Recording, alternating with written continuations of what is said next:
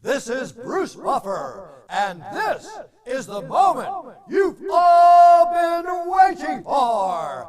It's time for the MMA-Holes! Mixed martial a-holes. MMA-Holes, MMA-Holes, MMA-Holes, MMA-Holes,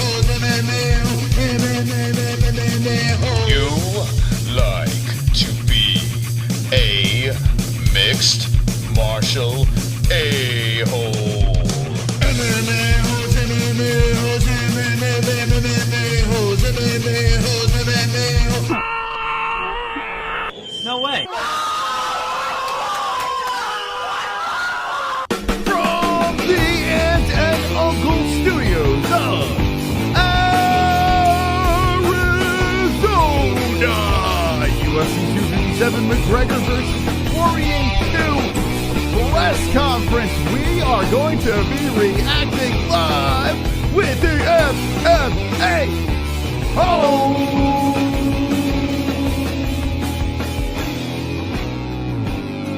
Yeah. Wonderful, wonderful. Well, good morning, peoples. Hope everyone is wonderful in the chat. That is right. The Conor McGregor effect is in full effect because I'm looking at the UFC YouTube channel right now. 21,000 people are waiting for the arrival of the Notorious One to have a clash of tongues with Dustin Poirier. You also have Dan Hooker and Michael Chandler, who should be on the dais as well. How are you, JBH?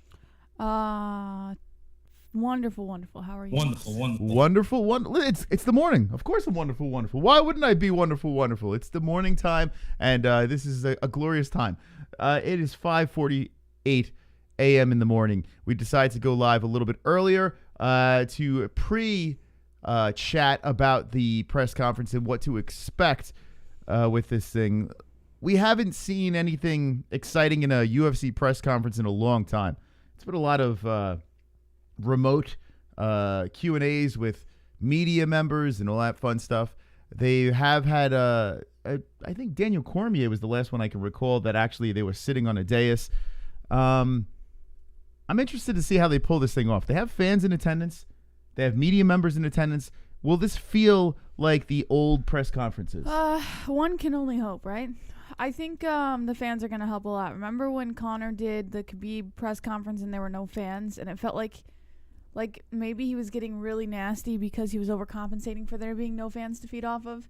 So I think now, with there being fans, we might be able to get some vintage Conor. But then you look at how he's matured and stuff in his interviews, and it's like, we're probably not going to get, like the hardcore vintage Conor that we used to get.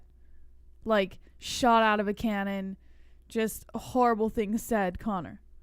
Well, I got to say this. Conor McGregor is a new version, a new man. He has a hint of trash talk. He has a hint of swag. He has a hint of all different things. It's a mishmash of characters thrown into one person here. I do notice, though, this doesn't seem like the Conor McGregor of the Cowboy Cerrone fight. That Conor was like, yes.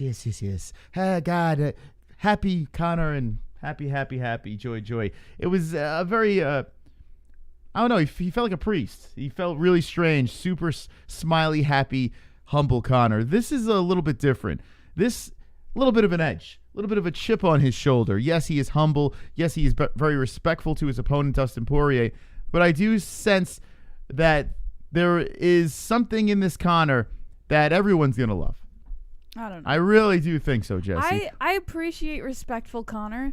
I find it very admirable that he has been able to mature and be a man for once and not act like a fucking child all the time. But at the same time, it was that childish mentality that kept you watching, It was like that immature, just brash, mentality. I don't know. I just feel like him not having that is not going to give him the edge in this press conference. Well, what we all know is Dustin Poirier is a class act. We also know that Dustin Poirier in any press conference is extraordinarily boring. Like, he is not exciting to, he doesn't get you pumped up with the microphone. He gets you pumped up while he's fighting. He's a very good fighter. But on the mic, I've fallen asleep multiple times. The Dustin Khabib press conference was one of the worst press conferences I've ever seen.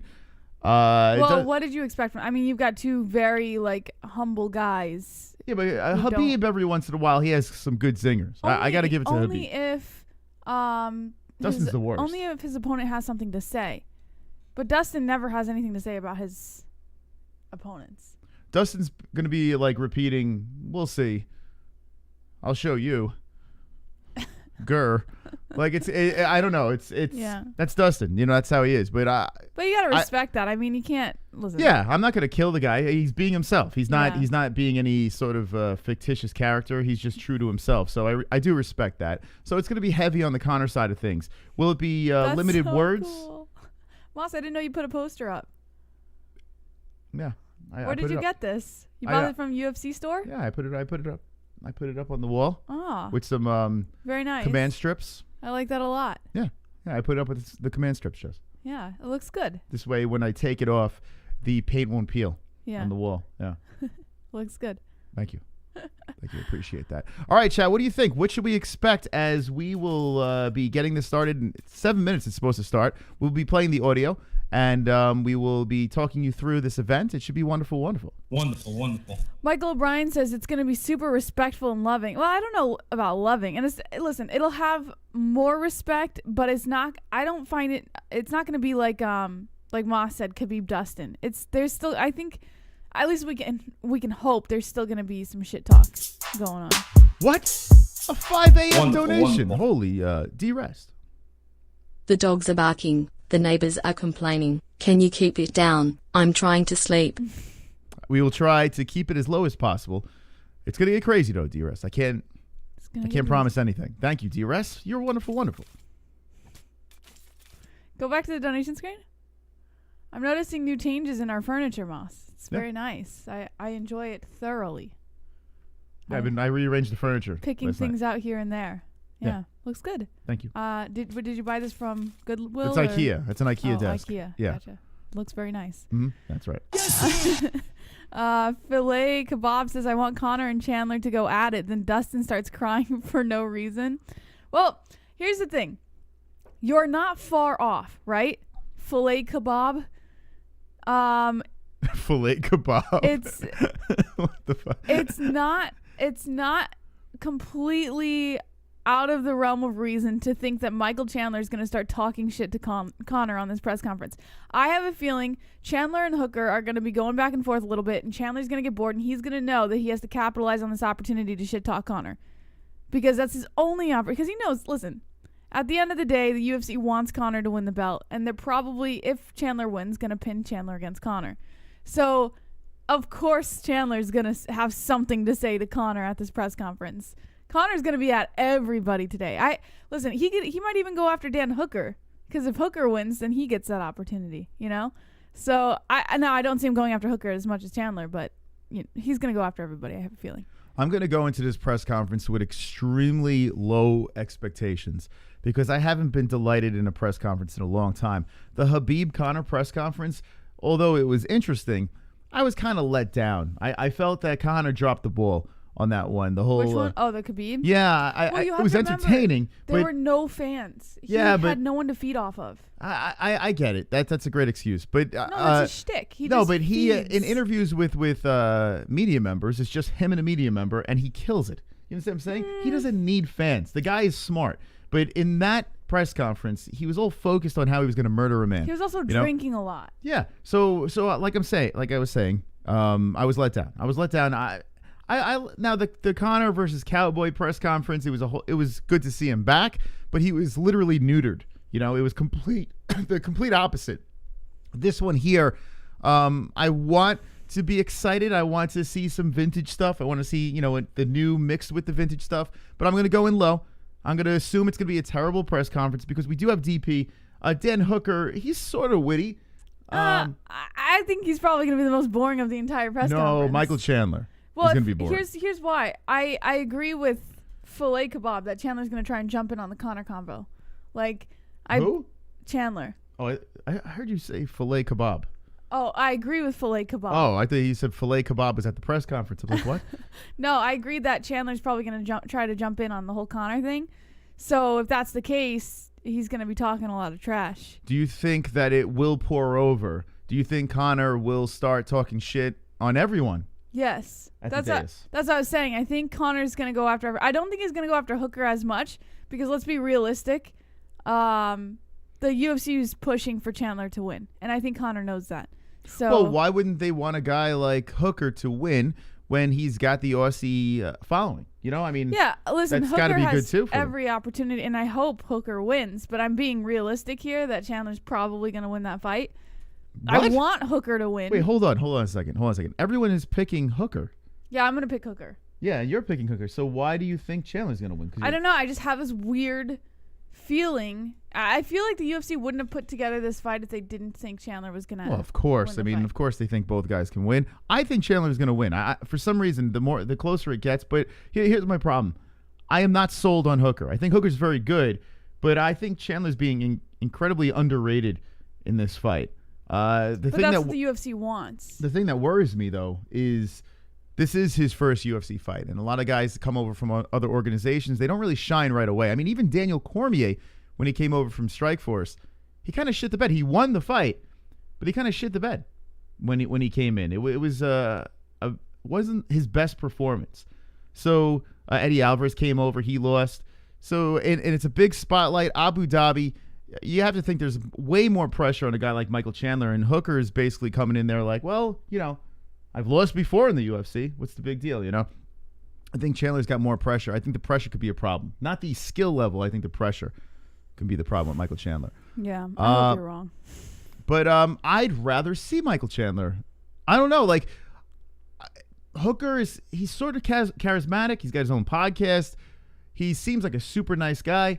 He's got a lot of skill. But he just doesn't have the selling point. There's something about him that I'd rather see that I don't know, that Jersey Shore Michael Chandler attitude guy. I don't know why. Not saying I like Michael Chandler as a person better. I just would be more entertained. I've always been entertained in a Michael Chandler fight in Bellator. The guy's always been fun to watch. Dude he's a fiery fella. But so is Hooker. Hooker hasn't been in a really boring fight, you know? He nullified Alan Quinta. But do you get excited for a Dan Hooker fight? Like, when you know Dan Hooker's about to fight, do you get, stoked to see Dan Hooker? I don't, and I don't know why. I can't figure out why. I have a feeling, first of all, I don't think Dan Hooker markets himself well enough. I think if he were to put a little more effort into marketing himself, people would probably be more on board. Well, he's another one that he is what he is. But I like him. Like, I don't dislike Dan Hooker. I like him a lot. He's not like someone that you can just get super stoked and be like, oh, I can't wait for that fight. Unless it's against someone really good. Dan Hooker's usually in fire fights, win or lose. Dan Hooker he brings it. Yeah. So I respect the guy a lot. It's just I don't know why I'm not sold on Dan Hooker. I just feel like it just doesn't do it for me. Maybe it's not that you're not sold on Dan Hooker. Maybe you have high expectations of Michael Chandler coming into the UFC, so you're more focused on that. I think maybe what you're it is, distracted. I think what it is because I had the chance to touch Michael Chandler's shoulder, you know, and I interviewed him, and I felt like a rock, a boulder, and that's when he was in Bellator. About every fighter that no, but Michael Chandler had a solid rock he touches shoulder. fighters' shoulders, and then it was surprisingly short, Michael Chandler. But yeah, when I met him too, he was a weird dude, like really strange. Like he looked at you with that stone cold look, like a bizarre, nice guy, but incredibly bizarre man. Okay, so now we're waiting on the UFC to get started here. They have 65,000 people waiting. Remember, Conor is always late. 65,000 people waiting. Now, what we're going to do here is we're going to play the audio. Okay, we're going to give you our live reaction. We got the chat room going. We're going to break this thing down. We're going to have a little fun.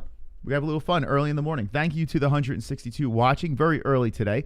Let me know in the chat where everyone is from, and I promise you we're going to cover the entire thing. We're going to break it down, and we're going to have a wonderful, wonderful time together.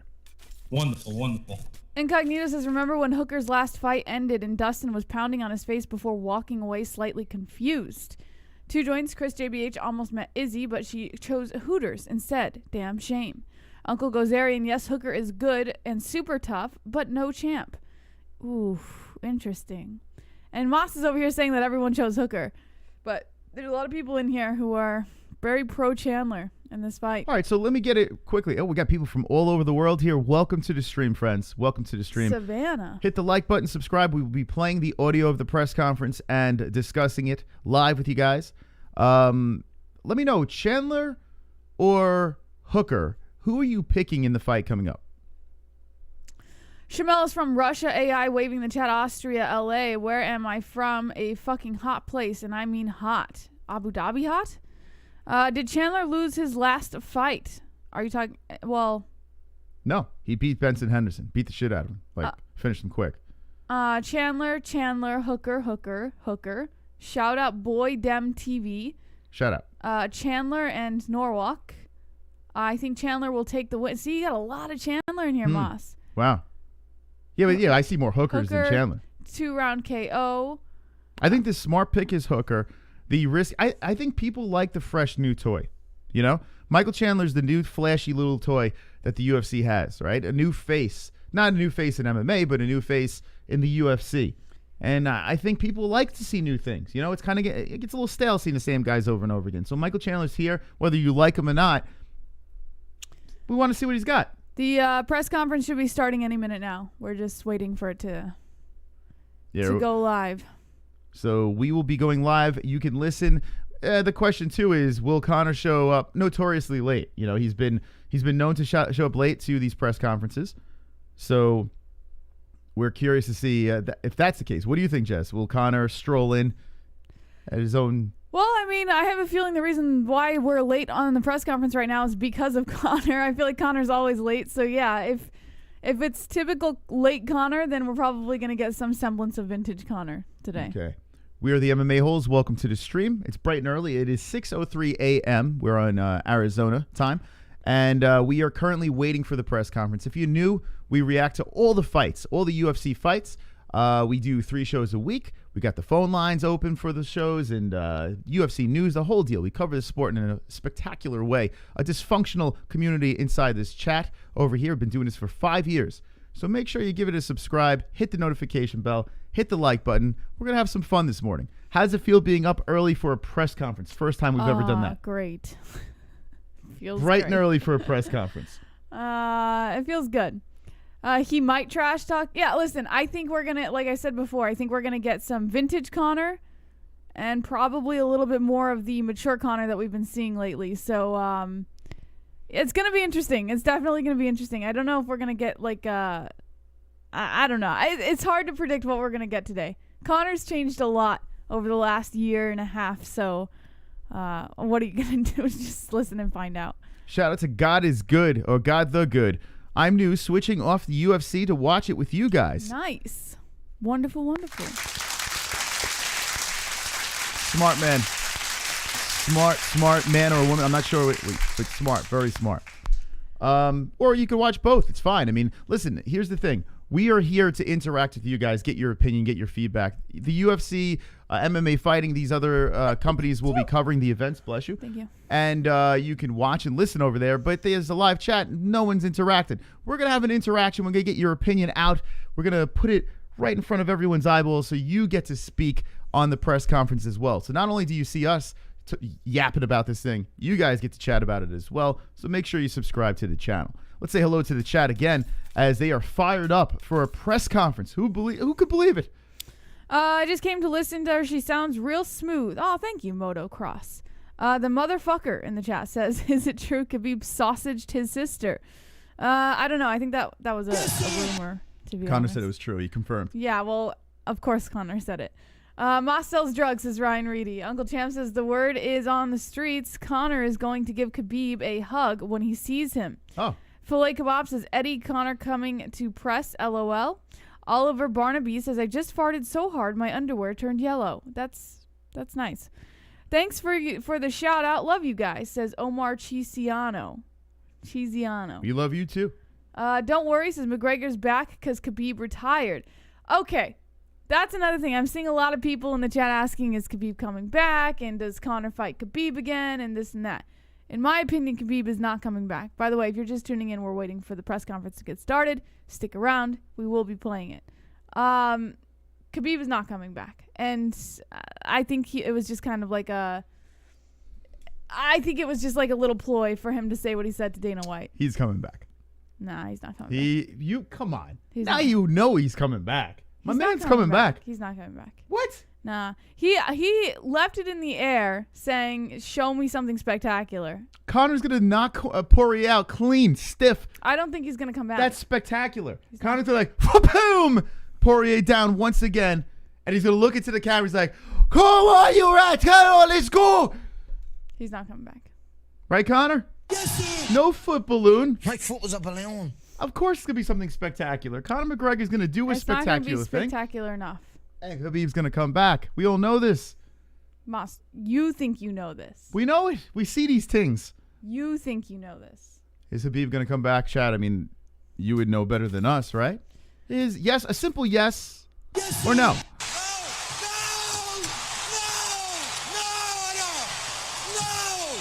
Corolla says Khabib retired because Conor is the notorious and he is the king. Real Gamer says they are going to have Yo Cart DP out. PPV Dizzle says Oliveira. Himanshu says Khabib is coming back, but because I missed it. Sorry, man. His pussy hurts, says Ryan Reedy. Levi Garcia says yep. Grandmaster Templar says yes and no. PPV Dizzle Oliveira. 2 joints says forget Khabib Chris. Will Randy from Cameo become an MMA-Hole? TL Sampson says McGregor to win. Don't worry, says Khabib is ducking the guy who tapped out. Uncle Gozerian, I think there's going to be plenty of trash talk in this one.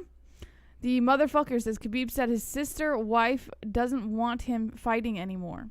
No, he said his mother doesn't want him fighting anymore. Conor will show Khabib You say his sister's wife? His sister/wife. Oh my goodness, that's so rude. That's so rude.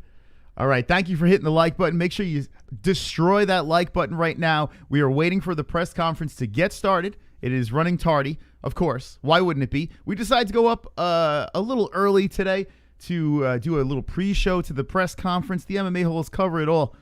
Cover it all here. You know, so you've jumped into the right YouTube channel. Thank you for joining us, and thank you for being wonderful. Shout out to Teal Sampson from South Africa. South Africa in the chat. Hello, South Africa. You can't be drinking whiskey days before a fight. It affects you mentally and physically big time.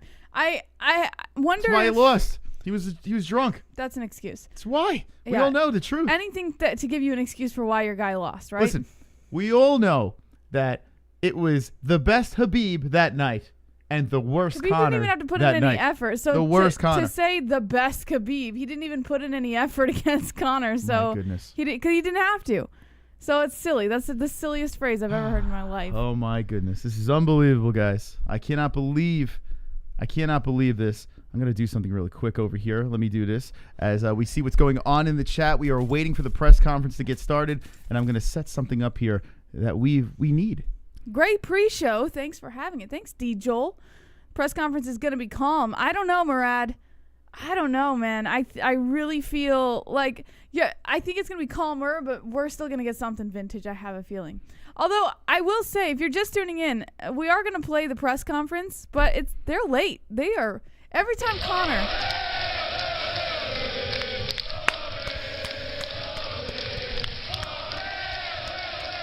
You ready?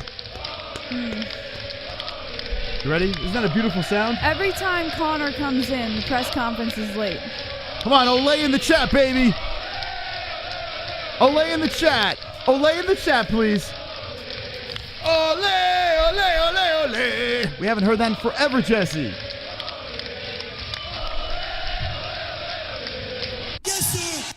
Do you think Conor clowns Chandler? MMA love, yes. I think we were talking about this a couple minutes ago, that Chandler's probably going to jump into the Conor conversation during the press conference. And yeah, I have a feeling Conor's going to have some things to say about Chandler, for sure.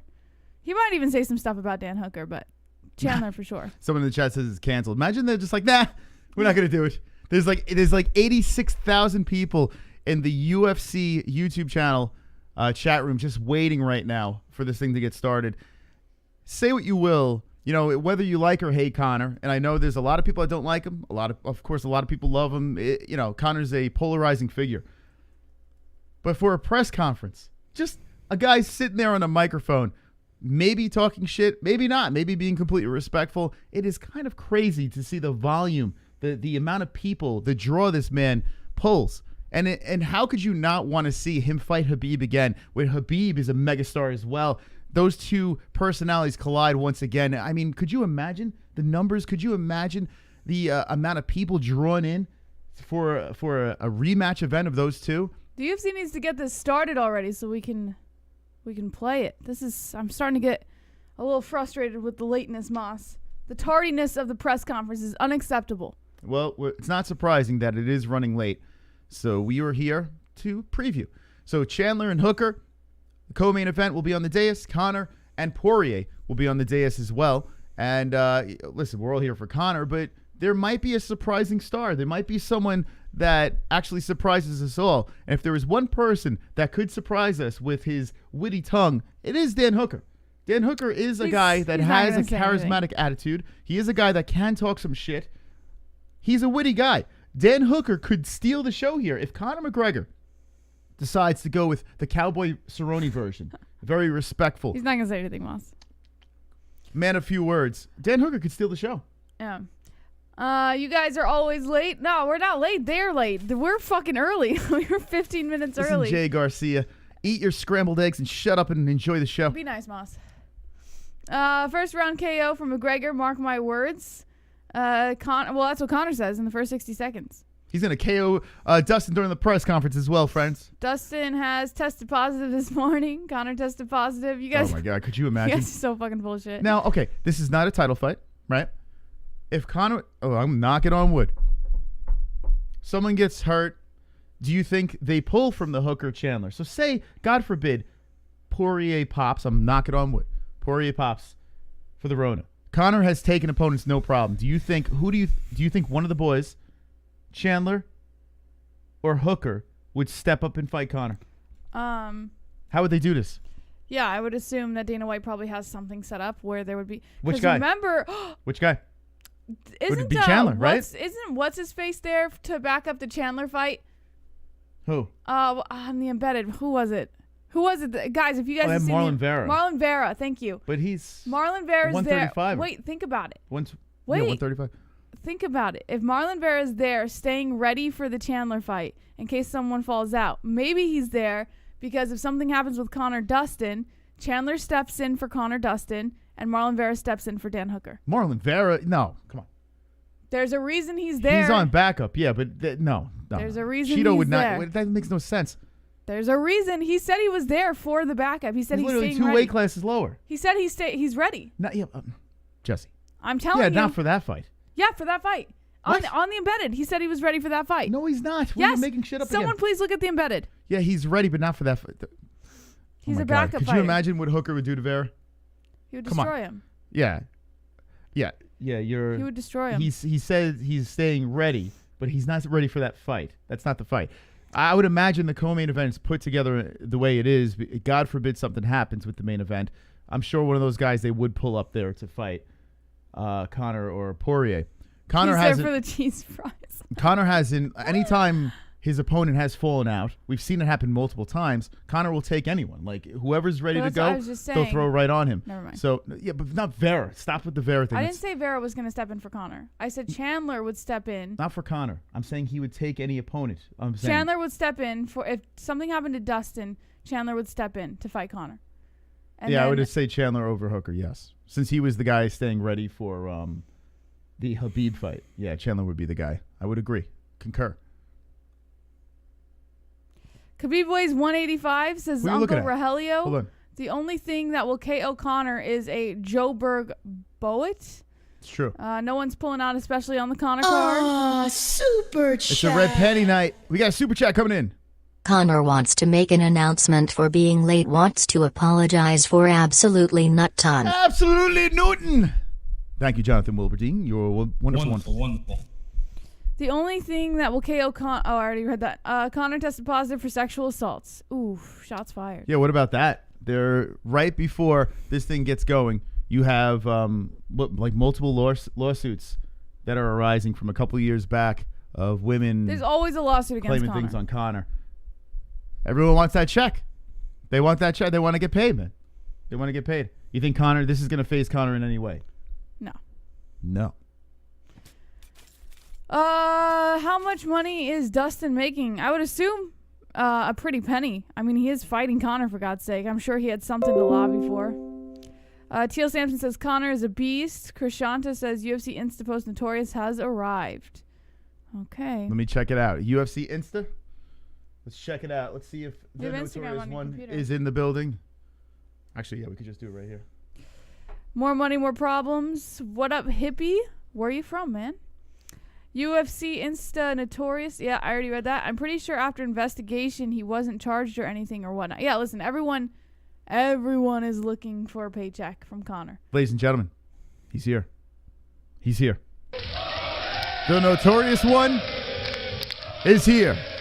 He is fixing his pants. The Olays are going crazy. He is about to take the mic and take on Dustin Poirier in the lashing of tongues. Yes, sir. What do you think from this picture? You see anything? You see There's another picture. vintage Conor or new Conor? I don't know. I can't tell. This looks like a geeked out Conor.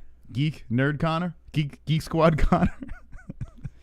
Does he need glasses? Is he one of those guys that wear these just Maybe for he style? does. I mean, he does. He's gotten hit in the head enough times, right? And What's up with the Martin Luther King glasses? Does he have a getting a dream or little something? older. Like, what's going on here? I have a dream. I mean, let's be fair. Conor can pull off anything. It doesn't matter what he's wearing. Yeah, Martin Luther, McGregor or Luther King. Okay, so McGregor's there. Poirier is there as well. Can't forget on Poirier. Rolling in. Look at Poirier, man.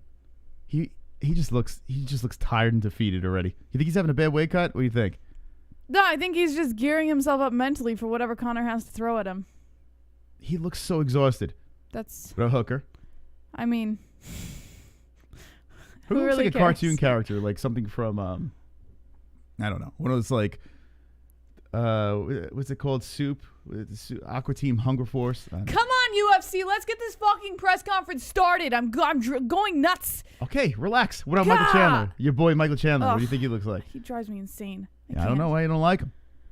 Poor Michael Chandler's getting a bad rap from like Jesse. that stupid smirk on his face. So annoying. All right, who do you hate the most out Like, of what this is he bunch? smiling about? He hasn't even fought in the UFC yet.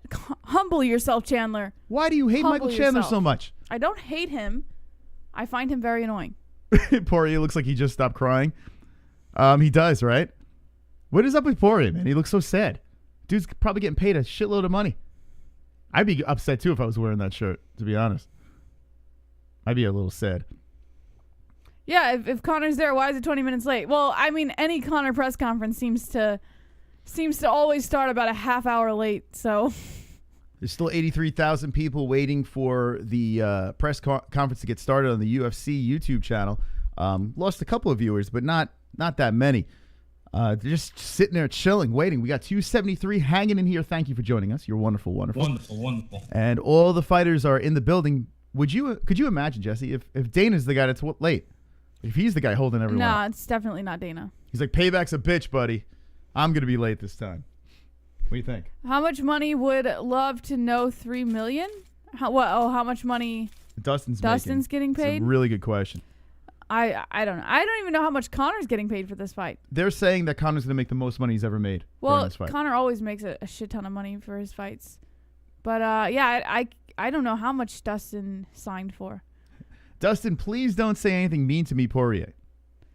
And it's mind-blowing movie theater music. Michael Chandler is going to potentially call out Dustin after beating the guy that just be his guy. Herbean says P-Head is going to make some good money. All right. Over under. Will Conor say not over under? What's the chances of Conor saying P-Head? I mean, he's got to, right? He's got to listen. Oh, here we go. Here we It's go. starting up. It's starting up, friends. Ladies and gentlemen, the press conference is about to get going over here as we are seeing some life. All right, we're going to play the audio to this thing. I am very, very excited. To those of you that are here, well, this is going to be a delightful morning. Hurry up. What are you wait to pee now? Hold on. What? She's like the person that when you start the movie up, she's like, I'll be right back. Wait, the movie started. All right, here we go. So the UFC is going to be hosting a press conference. Conor McGregor, Dustin Poirier, Hooker, and Chandler. Those of you that are joining with us, we are going to play the audio. We're going to react to it. We got the live community going here. We're going to be hanging with the boys. Hanging with the boys. How many people in the chat will be watching the event? Pay-per-view this Saturday night, let us know. And how many people will be hanging with the MMA-Holes Saturday night as we react live to the event? The greatest live reaction channel in the world. Showing some highlights here. Dustin Poirier. I mean, I tell you what. Dustin Poirier has beaten the top dogs in the 155-pound weight class. The guy has been a complete stud. Had some minor setbacks here and there, but to beat a Dustin Poirier is very impressive. Conor beat him once before a drained 145. It's going to be interesting to see the rematch at 155. A lot of things are changed. You have a lot of things in the Conor side changing and a lot of things on Dustin's side changing. So very excited to see how this plays out. Hooker versus Chandler as a co-main event. Kind of weird. You know, if I were to think what would be the co-main event to this fight, I would think Gaethje versus an Oliveira would have been a fitting one because you could link those two up, the winner of those two for the belt. But now we have Hooker and Chandler as the co-main event. Makes things interesting. We have a lot of players here that could potentially fight for this vacated belt. They're showing some highlights here, and we will get into the audio very soon. The chat room is fired up. Hit me with the wonderful wonderfuls in the chat if you're ready to hear the carnage. The motherfucker says they're still trying to talk Dustin out the toilet. He's got diarrhea. He's just waiting. Or he's like, vomiting. I be hanging with the Holes. Uncle Gozerian, I'll be listening to the main card, not watching. Oliveira versus Conor fascinates me, says Andre Villafranca. Are you kidding me? What? Dustin has no chance in my opinion. Conor is focused. Yeah, I mean, listen, we'll see. We'll see based off the press conference. Dustin is starstruck thinking about the new gym he's going to buy with McGregor's charity donation. Someone get the Kleenex at the post-fight press conferences because Dustin Poirier is going to be crying. All right, guys, we're getting ready to start the press conference right now. We're just waiting for it to. Looks like here we go. Okay, the audio is coming in soon. 115,000 people are watching on the UFC YouTube channel here. Saturday on pay-per-view. Here we go. Available for purchase through ESPN. Oh, I love it.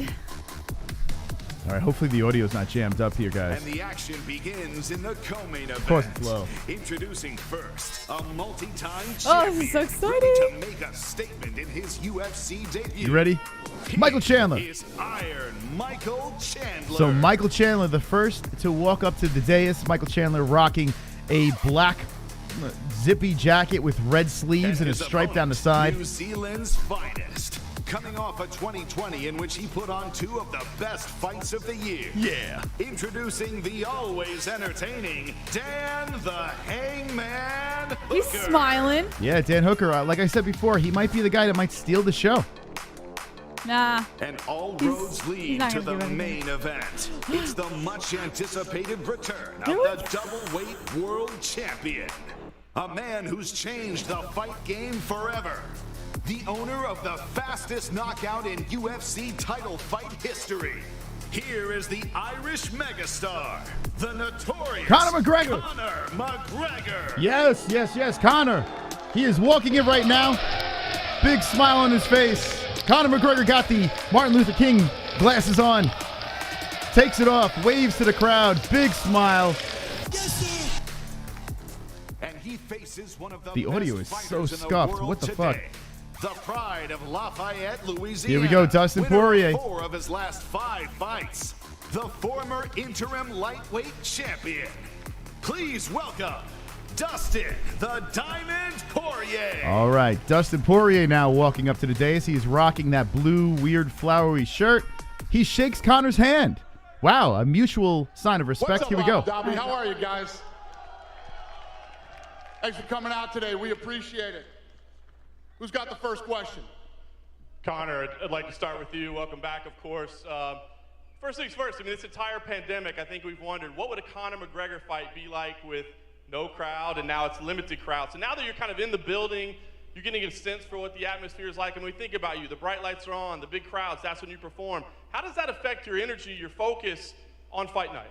I tell you what, it feels pretty good right now, you know, the crowd here. I know it's a small crowd, but it feels good, so I'm very happy to be here.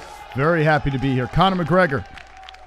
Fair enough. And of course, as you said, this is a big fight, you know, pay-per-view headliner, but it's interesting. I mean, you have a victory over Dustin.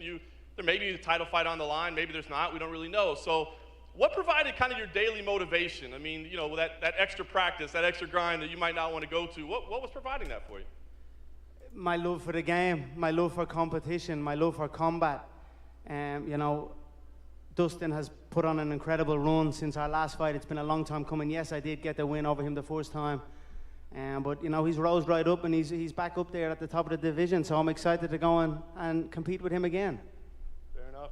And you went out there and kind of made a pretty bold prediction. You said you think you can get it done in 60 seconds. You know, I know you have a lot of respect for him, but I wonder, I mean, that puts a lot of pressure on you, right? I mean, you win in the second round or you edge out a decision, maybe it was a letdown. So any regrets in making that prediction? Do you stand by it? You know, well, I got him out of there in 90 seconds the first time. So, I mean, I'm not that far off. But, you know, that's a complete confidence in my preparation and in my abilities. I know Dustin's a hell of a competitor. I know there's questions here. He's heavier. He's up on a different weight. But he's more experienced. I feel I can do it. However, you know, there are question marks regarding conditioning and things like that. I know his team has been spouting about the conditioning and that. I have put in a lot of work to get myself correctly to the 155-pound frame. I got 40 seconds inside the octagon in 2020, which caused major frustration in my, you know, it's not enough. I need more. So I'm going to go in there, and I believe I can get him out there and possibly will hit him early and hurt him. But, you know, I hope for a good long bout. The last thing for me, Conor, I mean, it's kind of, I think probably no coincidence in the timing, but you were named in a lawsuit this week. I just wonder if you have any comments on that, and if that's affecting your focus. I mean, I think that's a lot on your shoulders ahead of a big fight like this. You know, it's old news. It was investigated thoroughly over the course of 2 long years, and I was cleared of any wrongdoing. And that's it. You know, I have so much positivity in my life. I've got a great challenge ahead of me on Saturday night. And I'm very excited to get in. I put in an immense amount of work to get my frame correct at 155, to get my conditioning. You know, I want to answer questions here, and I hope Dustin can bring it to me, and we can have a good fight. Oh, it's sweet Conor, guys. Sweet Conor. Yeah, I don't like this. I wanted to ask you. I mean, you fought this year in the Apex, put on a Fight of the Year type candidate, right? Does that provide any benefit? I mean, this atmosphere is unique. It's different, right? I mean, does that give you any kind of an edge once you go in there? See the diamond. Is an octagon an octagon? An octagon's an octagon. It's actually good to see us moving in this direction and fans coming back. The audio is so fucked up. Opening things up as safe as we can, and the UFC and Abu Dhabi here are doing that. So I'm excited to put on a show for these guys. Yeah. And Dust, I know that you've committed your life to this game, right? Sacrificed everything. You never had a $100 million boxing match, you know what I mean? You don't have a whiskey brand that's distributed around the world. I know you like the saying, 25 minutes to make life fair. Does that apply here? I mean, do you feel like there's a chip on your shoulder? I mean, you guys have had this kind of parallel life, but it's gone different. Do you walk in there with a little chip on your shoulder? Every fight is a chip on my shoulder. I'm trying to prove something. I'm trying to, the work that I put in, I'm trying to make it pay off. I'm trying to put my family in a better position, and this is no different. I know what a win over Conor McGregor means in combat sports, and I know that whoever wins this fight is fighting for gold, and that's why I fight. Fair enough. Thank you, Dustin. And just one last one for Dana, please. Dana, obviously this is a massive pay-per-view. Sir, you've got the hot sauce, Dustin. I'm actually very I'd love to taste the hot sauce. Oh my God. I got a bottle for you. What is going on with this? I've got a bottle of proper for you. I'd love to share nice that. Conor. Oh boy. So, you know what I mean? He's putting in the work. I've been highly impressed. I think the whole business has been highly impressed. After that loss many years ago, he rose up, became champion. He's given so much back. I'm honored to share this octagon with this man. I know we have this competitive fire, and it's still there. There's still that in us, you know. There's no denying that. We have a clash, and it's going to be a good firework-filled bout. But the respect is admirable for this man from me. So weird, huh? I hate this. I hate don't want to make it seem like nice we're up he here is. giving each other back massages, but Conor's, I just want to clear the air. Conor's team, McGregor Sports Entertainment, did reach out to my foundation, and they are, starting the donation to the Good Fight Foundation, and we have huge plans for that. So Conor, man to man. My pleasure, brother. My pleasure. Here we go. Suck each other's cocks now. Yes, and you. Maybe you can help him with the distribution deal for the hot sauce. Out of here with this shit. Of course, no problem. I got to taste it first, though. You know, I don't put my name to something unless it's the proper. You know what I mean? Unless it's the finest. I got you. You'll taste it Sunday morning, then I'll give you a bottle after, yeah? It's perfect. Oh my God, what is going on? Zane, I just want to ask you, like I said, I mean, this is What a a puke. pay-per-view event to kick off the year. You kind of stirred the pot a little bit with the piracy, the online streamers. They want to come after you. Oh, here we go. Get this thing away. So, any regret in kind of maybe stirring the pot a little bit? I'm glad you asked me about that because Oh boy. we got one. We got him. We're watching this guy right now. All you have to do is turn it on Saturday, and we got you, fucker. I can't wait. Turn it on Saturday, streamers, and see what happens. Wow. Thank you for asking me that question. Wow. He's going. He says, if you turn on the stream on Saturday, watch what happens. Pipe down. What do you think happens? Well, I mean, I'm sure. Next? He's going after the Pirates. Welcome to the UFC. This is your first real big press conference in your new home. I don't think anyone for years thought you They would be got here. us. So what are your first impressions of the UFC fans now at this press conference? This is great, man. Thank you. I appreciate it. It's This is awesome. Michael Chandler? Kind of a historic night. 10 months of not having any fans during a worldwide pandemic. It's nice to share this opportunity with the fans, man. It's been a long time coming, and there was moments where I wasn't sure if I would ever make that jump to come over. The circumstances needed to be right. It needed to feel right. A couple months ago, having that conversation with Dana, it felt this is where my new home needed to be, and everything has been wonderful thus far, and I'm excited to go out there, start this new chapter. Got a blank page on Saturday night to start this new chapter of my career, and I'm excited to get out there and compete. And I know you're not looking past Dan, but you had said in the media day you were looking forward to at least sizing up Conor, being around him, seeing what he's about. So have you seen him in the hotel? And if you haven't, what do you think now? No, I have not. No, this is just the first time I saw him, man. He's looking dapper as always. Conor McGregor, typical Conor fashion. But you know, I've been outside of the UFC, and I told Dana this in our conversation. Every single time that I trained for one of the guys that I stepped inside of the cage with, I wasn't training to fight them. I was training to fight the number one guy in the world. The number one guy in the world has always been under the UFC banner. I was always training to fight to beat that guy. Ugh. So sizing everybody up. You know, last time I was here on Fight Island, saw Khabib, saw Gaethje. Man, these are the upper echelon, the world class guys that I've wanted to compete against since day one, and now I get that opportunity. Just got to go out there and take care of business on Saturday night. And question for Dan. A lot's made with Michael's wrestling credentials. You, of course, have a very extensive striking background. So what do you make of Michael Chandler's striking inside the octagon? He's aggressive. The guy comes out, he's a fast starter. So Michael I'm expecting Chandler by the end of that first 5 minutes, we're Why going to know are how they this all sucking thing's each other's gonna play dicks? out. I'm expecting him to come at me. I'm expecting a fast start, but I'm not one to back down to a challenge. The audio is so low, guys. Sorry about that. Question for Conor. Max Holloway declared himself the best boxer in MMA. You kind of laughed at that on Twitter. So I'm wondering, how would you rate the three gentlemen up here's boxing compared to yours? I tell you what, the last press conference I done with Cerrone, it was just myself and Donald up here.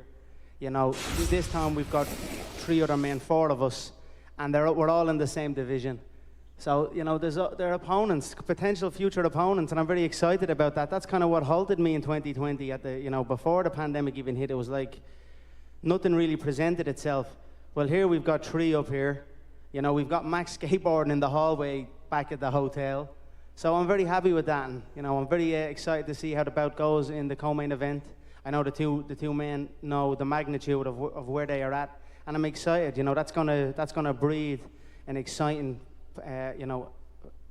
fight-filled fight. You know what I mean? It's gonna be a lot of power thrown. I would tell the 2 lads if there's any stalling or any situation like that, you know, to be separating and let the shots fly, because there's a lot at stake here, and I wish both men the best of luck.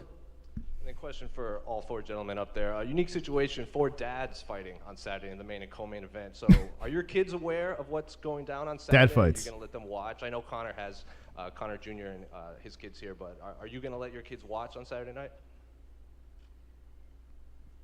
Sorry, Sorry, say that again. Was that to me? It's all four. Are all four gentlemen's kids going to watch the fight on Saturday? You know, my kids will watch. I'm at having them prevalent all fight week, you know, giving them the experience. They're a little young, though. I don't think I'll have them in the arena for the actual bout. But they'll be watching their daddy for sure. And I look forward to going back after the fight. I know my son will be sleeping, but he knows Daddy does MMA. He knows what MMA is, and we'll go watch the masterpiece after the fight when I get home and get to spend time. The masterpiece, he says. And my daughter knows what I do, obviously, but we don't really let her watch. She helps me take the stitches out when I get back. She knows what's going on. Yeah, my daughter will be swinging along with me. She'll be there. Oh my God. I hate this is not good, guys. Not good. What were they thinking? One more for you, Dana, right here. Khabib did an interview yesterday saying he still doesn't want to make his mom upset by returning. Have you seen that interview, and have you spoken to him again since your initial conversation? I told you guys, we'll see what happens this week. We'll get him. We'll get him. Uh-oh. Conor says we'll get him. Hey, Conor. Out of the available lightweights to you right now, is Dustin the hardest challenge you could be facing? I think so, yeah. You know, I'll always go. I'll always look to get the highest challenge. Dustin has a win over Hooker, who's on stage here. You know, he has a win. He knocked out Justin. So there's some high contenders already. Justin in turn knocked out Tony, who was another contender. So I think I'm right at the top here. You know, I would make the case if that man is continuing to dodge this and dodge the commitment of competing again, the title should be stripped and we should be engaging in a title fight. You know, so. Where's the carnage talk? It will happen after this bout. No carnage. To hear what the excuses or what will be said after the fight, but I predict a title strip. Going off a prediction, you said it's going to take 60 seconds to beat Dustin. It might go longer, but do you have the shot in mind already that you want to finish him with, or is that something that presents itself in the fight? I have a million shots. I have so many weapons in my arsenal, and you know they're all fine-tuned at this time. I'm in a phenomenal place, and I look forward to getting out and showcasing, you know, painting my picture and putting on a beautiful performance for the fans around the world. What a humble man, Jesse. We know your story, that you've just come into the UFC, but now you're up there on a press conference stage. Has it set in yet that you're making a UFC debut?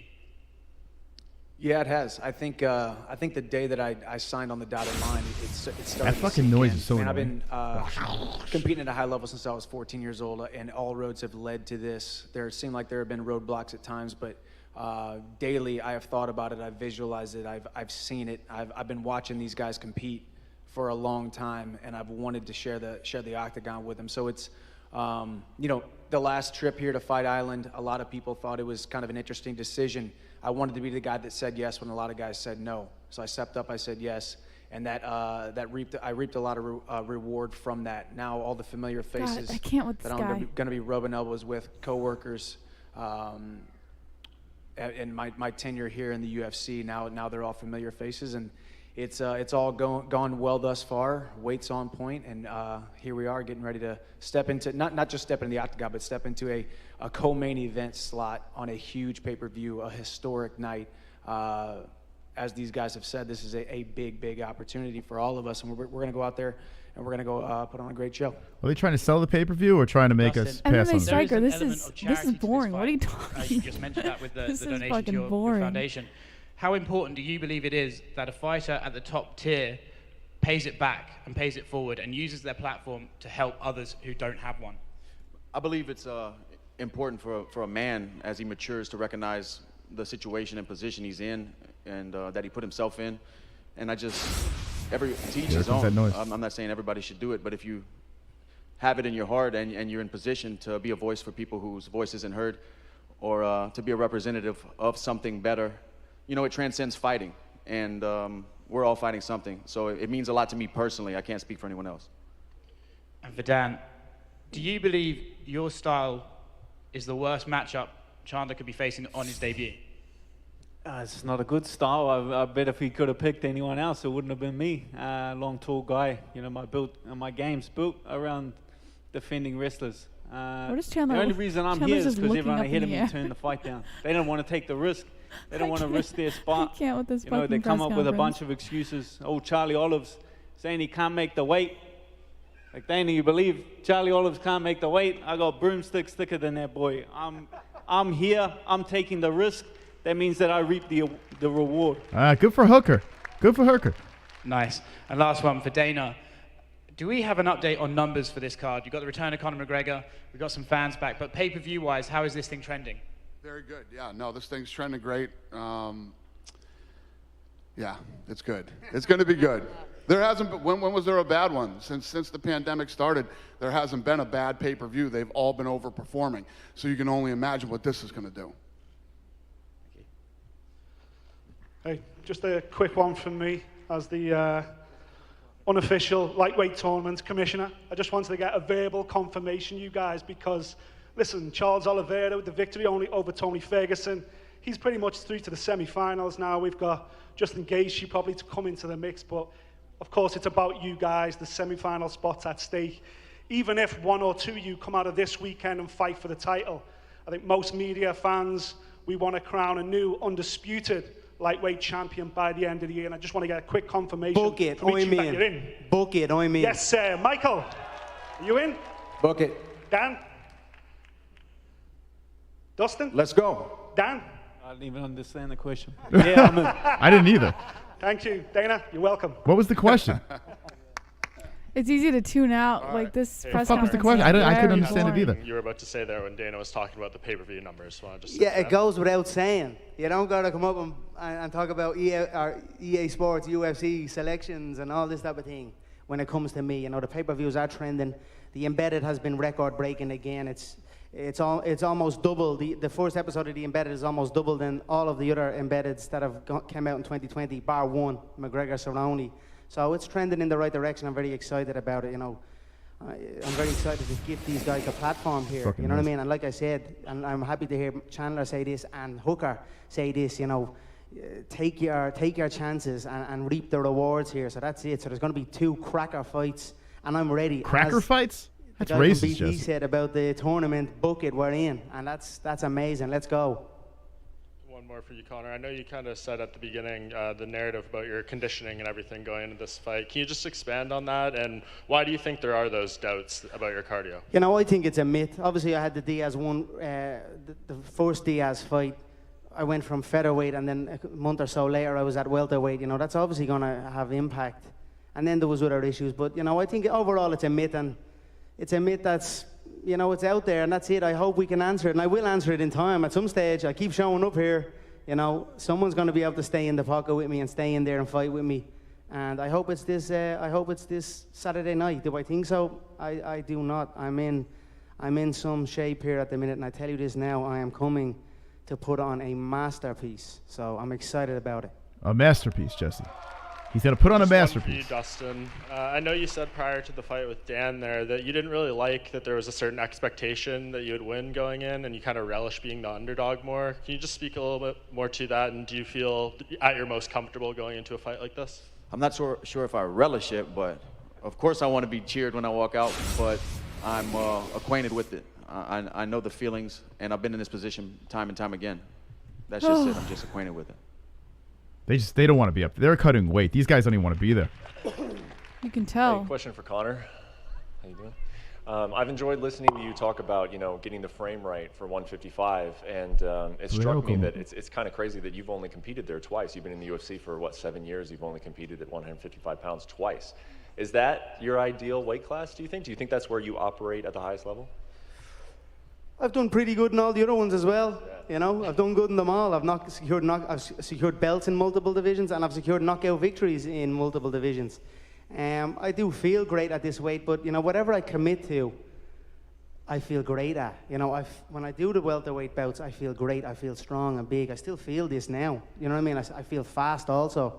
So I'm excited to get in and showcase it.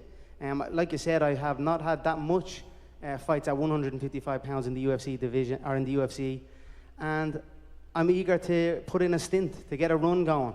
You know, like I done with the featherweights. I think I went 7 or 8 fights within the space of a year and a half. You know, that's what I'm looking for here. If they can match me up, I know now we've got multiple opponents up on the dais already, so we're in a good spot, and I'm eager to get going and showcase. I feel this is the best I have ever been, for sure. and I'm at 155 pounds. But, you know, if I go back to 170 pounds, you best believe that'll be the best I'll be at also. So it is what it is. Yeah, and you, one tweet that you meant, I don't know exactly when you put it up, but you said that after you won the 155-pound belt, you wonder maybe you should have jumped up and gone for that 170-pound belt right away. And I just wonder, obviously things have worked out well for you. The Mayweather fight made you a whole lot of money, but have there ever been, do you think about that sometimes? What would have happened had I not left the sport? Sometimes I think, man, I should have just stayed in the featherweight division and fought Ricardo Lamas and all those type of guys, you know what I mean? And just been in the featherweight division. I always look to challenge myself and seek greater heights. Ricardo and Lamas. you know, although I have been the champion at 155 pounds, I have not had much time at this weight in the UFC, and this is what I wish to do now. Conor looking very comfortable on the dais as usual. I wouldn't say that the security team was necessarily concerned about it, but they were very aware that you were going to be in the hotel this week at the same time as Khabib. And I was just wondering if that is still a warranted concern, or I mean, have you guys passed that part of your relationship that you could be in the lobby of a hotel and we wouldn't have to worry about anything happening between you guys? You know, all of those events were 2018. It's now 2021. What I will say is, as long as we fight again, there'll be no issue.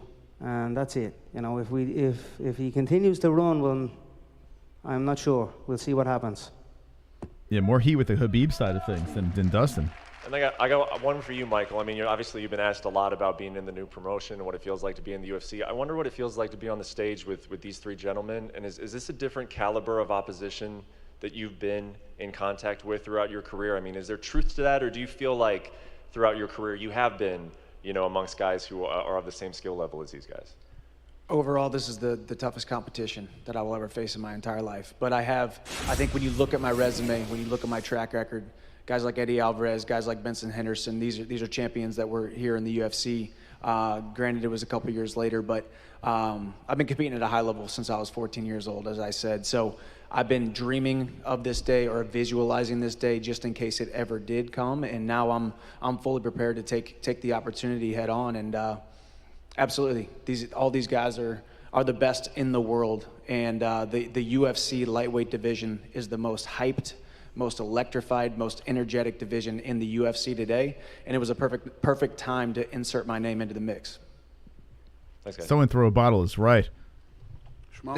This question's for the Diamond, Dustin Poirier. You fought in this country before to unify the lightweight strap against Khabib Nurmagomedov. This clown. Is this stage greater for you than UFC 242? It's obviously a huge fight, but fighting for the world title is the biggest fight you can get to me, because that's the reason I fight. I want to be the undisputed world champion. I'm still chasing that goal, and I know this fight here gets me one step closer to that. This question's for the notorious Conor McGregor. What separates the fighter Conor McGregor from the business mogul Conor McGregor?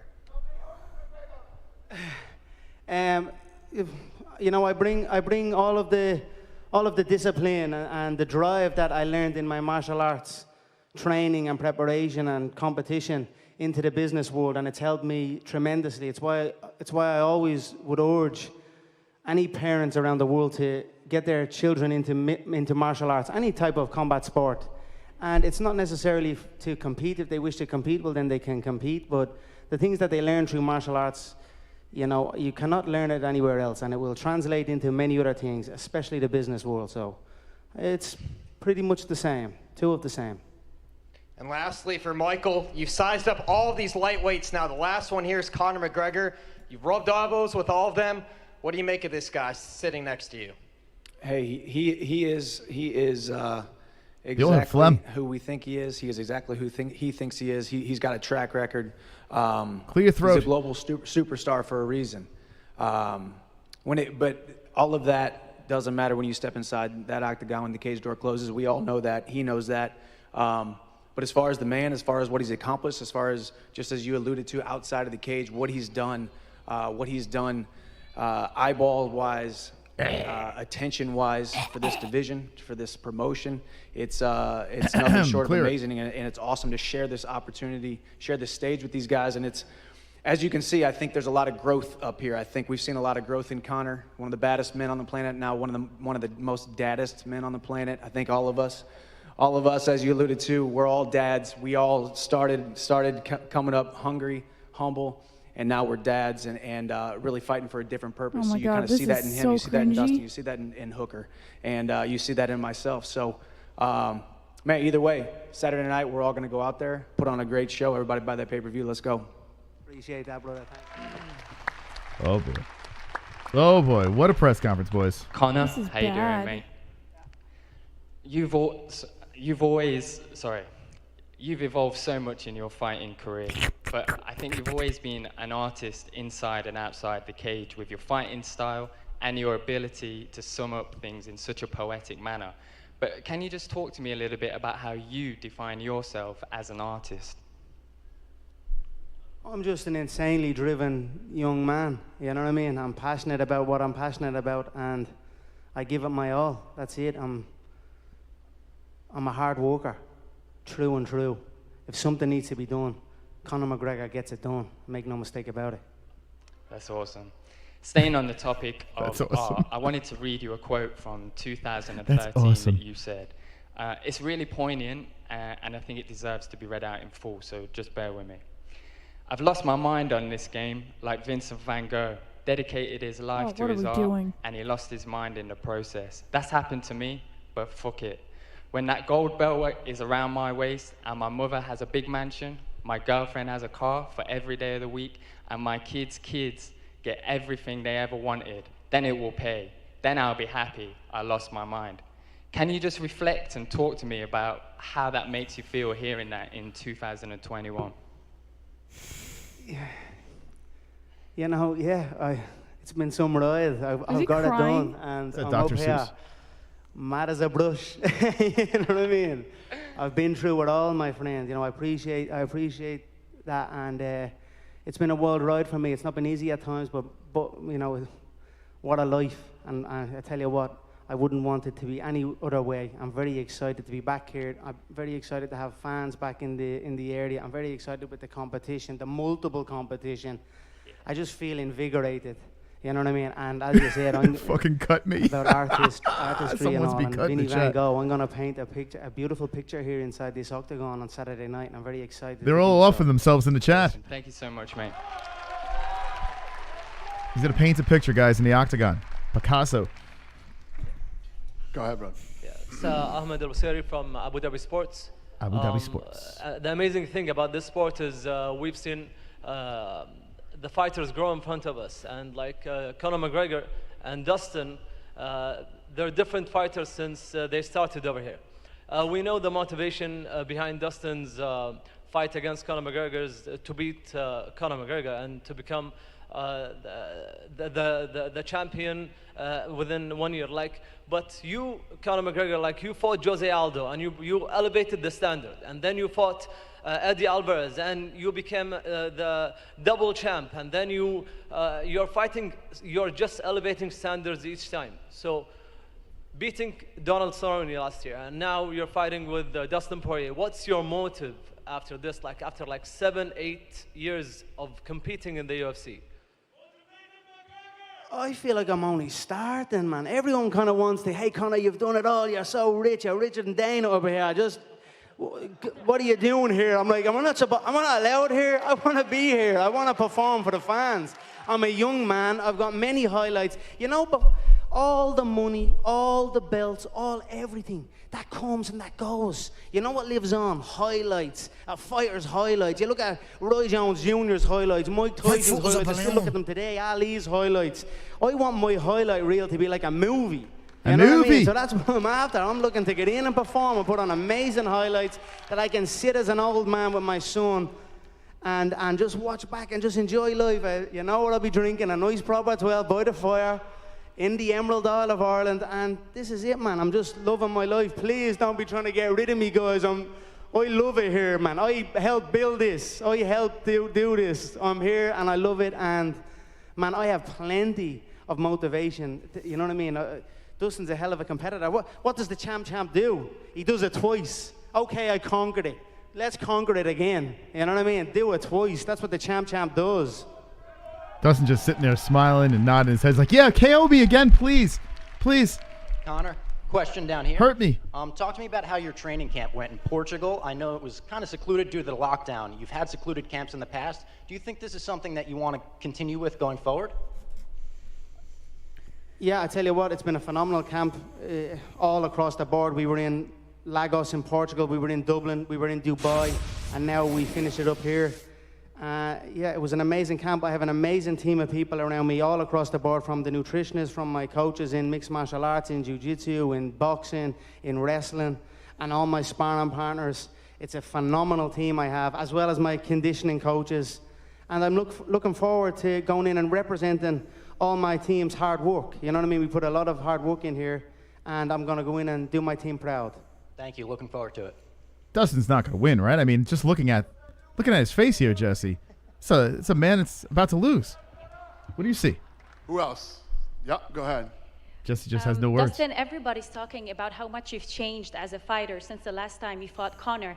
What would you say is the main thing that changed in your game and that would make a difference this Saturday, whether mentally or physically? I think technically as well. Mentally for sure, technically as well. I mean, 6 years since we fought. You have to evolve to stay at the top of the division for this long, to stay in the company for this long. And just maturity. And I don't care what anybody out here thinks anymore. I used to care too much. I don't care. That's a superpower, not giving a fuck. And that's it. He's got a superpower. It's like two people clapping. And Conor, this one is for you. I know you've been Super asked proud. a lot about this whole Khabib thing, but I'm just curious to know, he said he's looking for something amazing, extraordinary this Saturday for him to change his mind and come back. What do you think he's looking for this Saturday for him to change his mind? You know, I don't really care. He did not say that. Dana said that. He said he's not, you know what I mean? Let's just get through the fight. You know, all these men are up here. There's plenty of challenges. And, you know, it's a tough business. And the things have gone on in his personal life. I don't wish him any harm. Like I said, it was in 2018. A lot of time has passed. The world knows this fight is not over. You know what I mean? This war is not over. The sport needs it to happen. The people need it to happen. I'm not going to chase it if he doesn't want it. You know what I mean? And that's it. I'll keep my calm and move on. And that's what I'm doing. I'm back here at the 155-pound division. I'll show the world what's what over time. And that's it. And it begins on Saturday night against Dustin Poirier.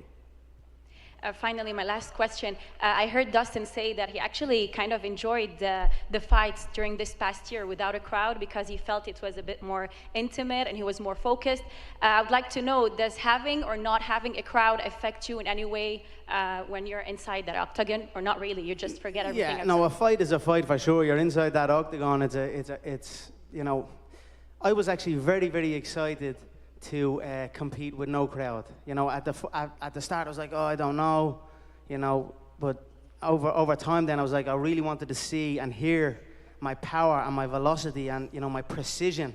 I wanted to hear my shots whistle through the air. Before. You know, with no background noise, and really you know, put a statement out there of the difference.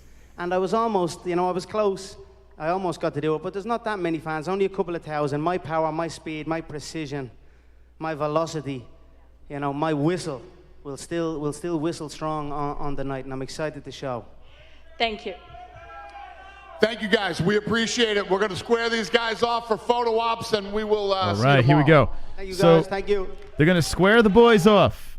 We're going to watch the face-offs over here. We're going to give our reaction. And if you guys want to hang for a little bit, we'll take some phone calls on your way into work, to school. If you want to give us a ring and let us know what you think about the press conference, the face-offs, we'd love to hear what you have to say.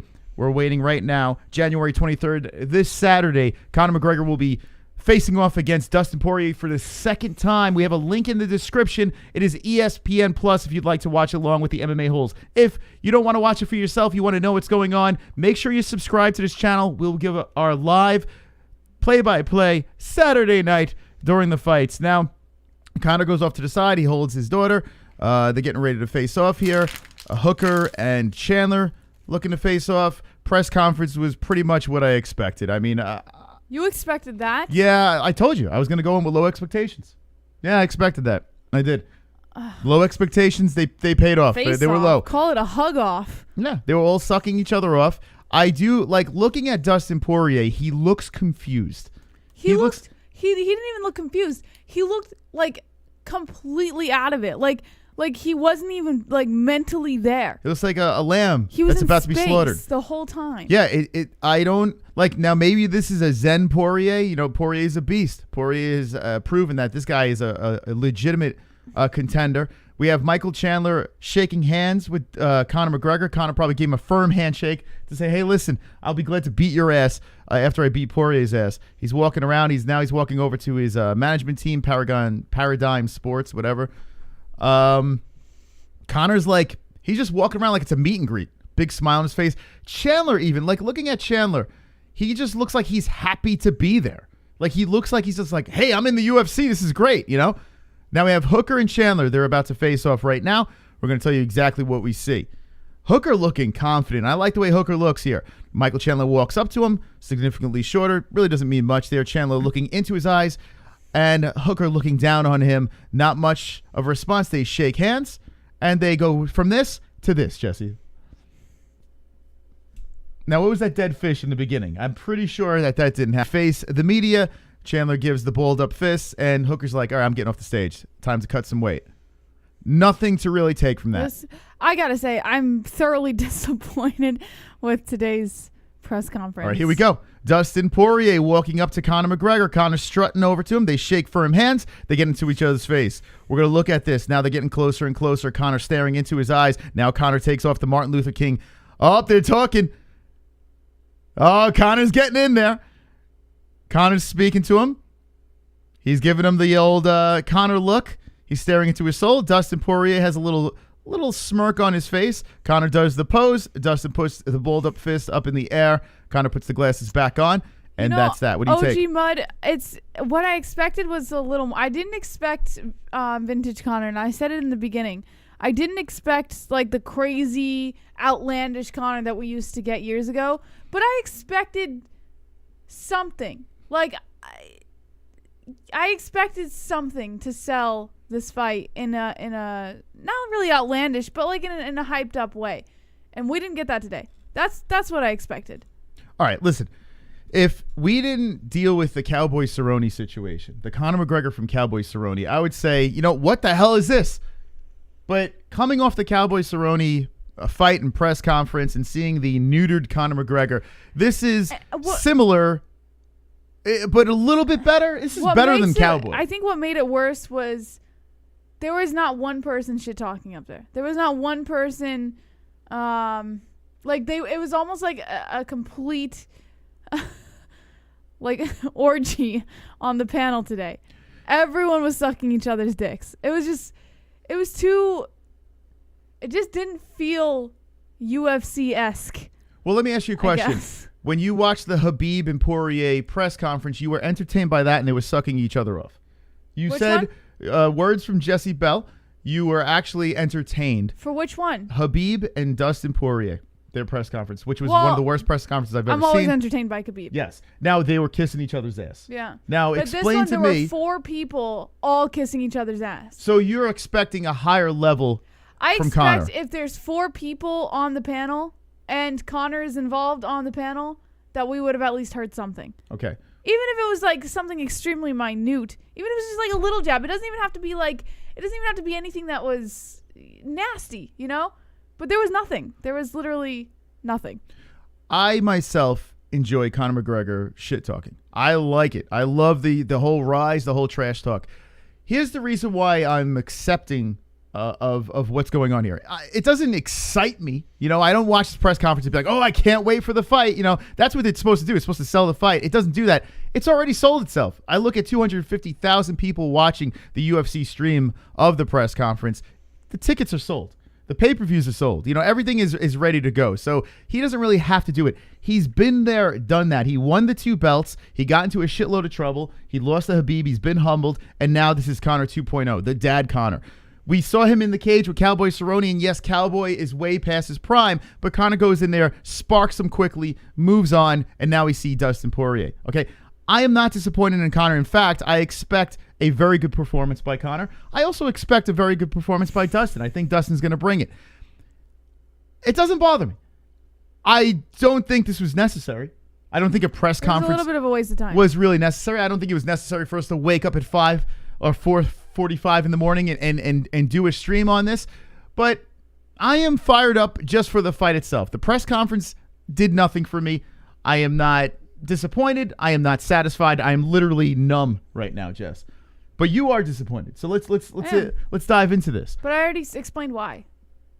I already explained why I'm disappointed. I don't need to. So basically, repeat Conor why. 2.0 is just not your cup of tea, correct? I don't mind a mature Conor. I don't mind it. I just, and like I said, it didn't have to be outlandish. And I'm not like a huge Conor fan, but I respect the guy as a fighter, and I find him very fun to watch. So for me, it's not even like I need the outlandish shit talk or anything like that. It's just, as an MMA fan in general, you kind of know what to expect from certain fighters, right? And what we expected from Conor was way different than what we got today. So yeah, there was a little disappointment because I thought maybe he would make it a little entertaining, a little fun. I thought he would make it worth waking up early to see the press conference for. And I don't think he did that this time around. The thing that this press conference excites me, I get excited about, is watching Conor 2 in a row humble, right? They're toasting. I'll give you proper 12. I want to try your hot sauce. All I'm thinking, right, is if we can be lucky enough to see the rematch with Khabib, what in the holy hell is that press conference going to be like? Think about this. And yes, Khabib will come back if Conor does his job. If Conor just destroys. Did you hear what Conor said? He said Khabib didn't say that. Dana said that. Okay, but if Conor does his job, okay, and just destroys Dustin Poirier once again, okay, spectacular fashion, okay, Khabib could be enticed to say, you know what, fuck it, let's do this.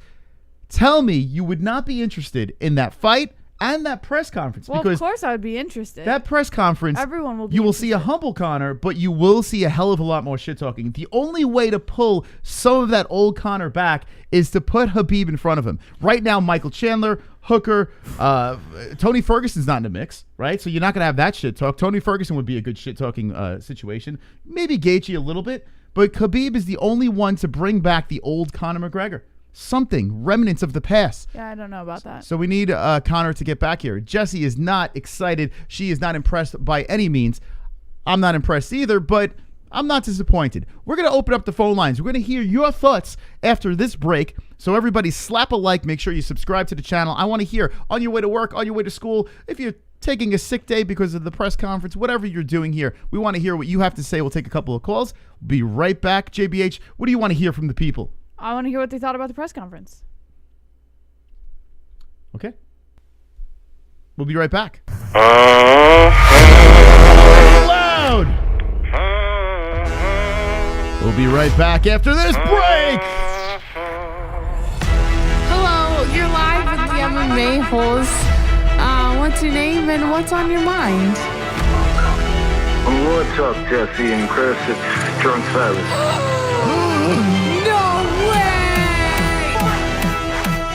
Drunk Savage.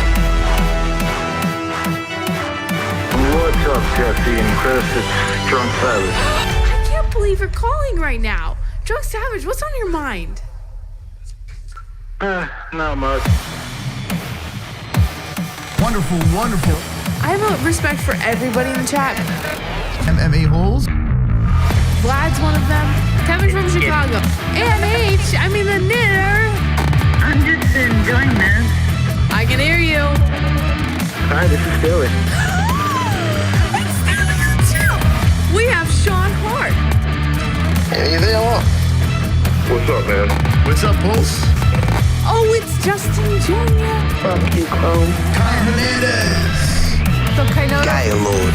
RX. Mark Rowe. Heavy Michael Rowe. Indy Russ. Sean Man. Vigo. Big Bob. Basically Dragon White. Nick C. Vigo South Country Dome. Shannon Stewart. Rogelio. Benjamin. CC 2.0. Peter Phillies. Jeremiah. Hey, Lee W. Michael ANZALONE. MMA-Holes. Man, what a wonderful, wonderful community. Wonderful, wonderful. Oh, I feel it. I feel good. I feel sexy. I feel swole. What's that later slap this? I like biting your shoulder. I know. I had to go to the bathroom and wipe your face off my shoulder. All right. What?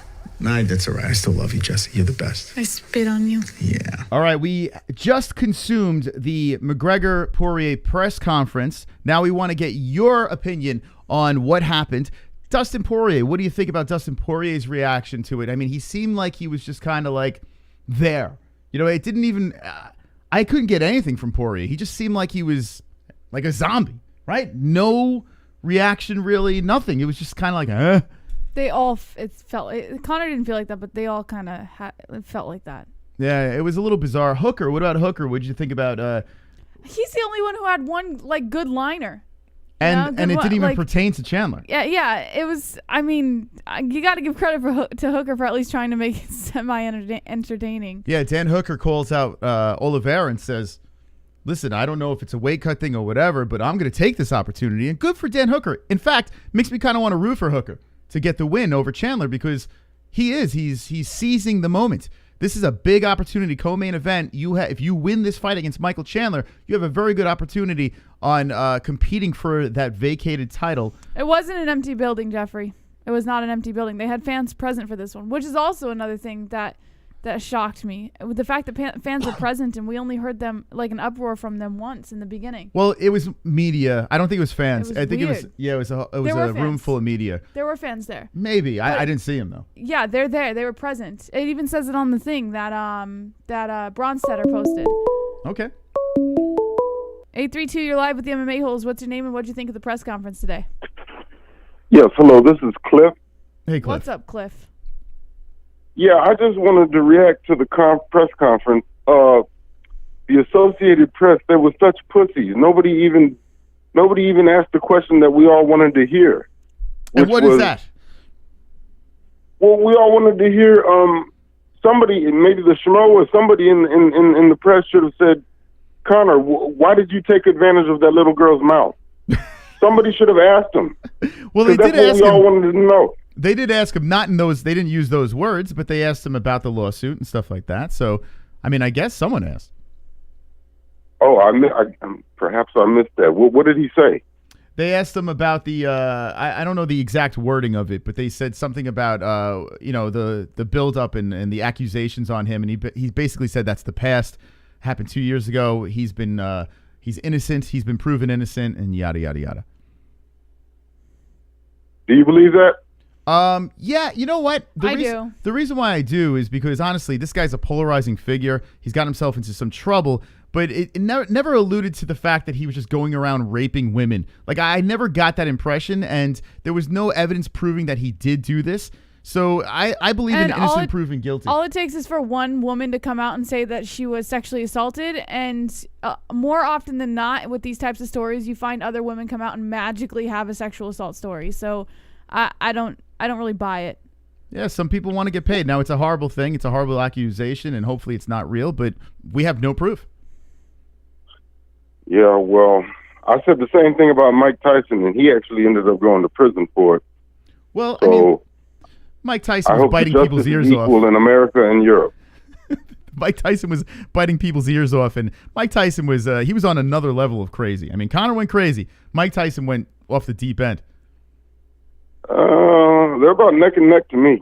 Well, we agree to disagree on that. I mean, I don't know. I remember very clear what Mike Tyson was doing back in the day. I mean, my man was, and he's very open as to what he's doing. Now, maybe Conor down the road will fess up and talk about the things that he used to do party-wise, but Mike Tyson's Mike. He's Iron Mike, man. Have you read the police report? Of the Conor situation? We did read it when it first came out. Yeah, why? What do you have to add to it? Oh, nothing. I just, I'm skeptical. I don't, this guy is, I don't know. I'm just gonna hold off judgment until everything comes out. He's saying he's been proven innocent. They've not even gone to court yet. Well, you bring up the police report. Did you read it? Yes. Okay. What did you get from it?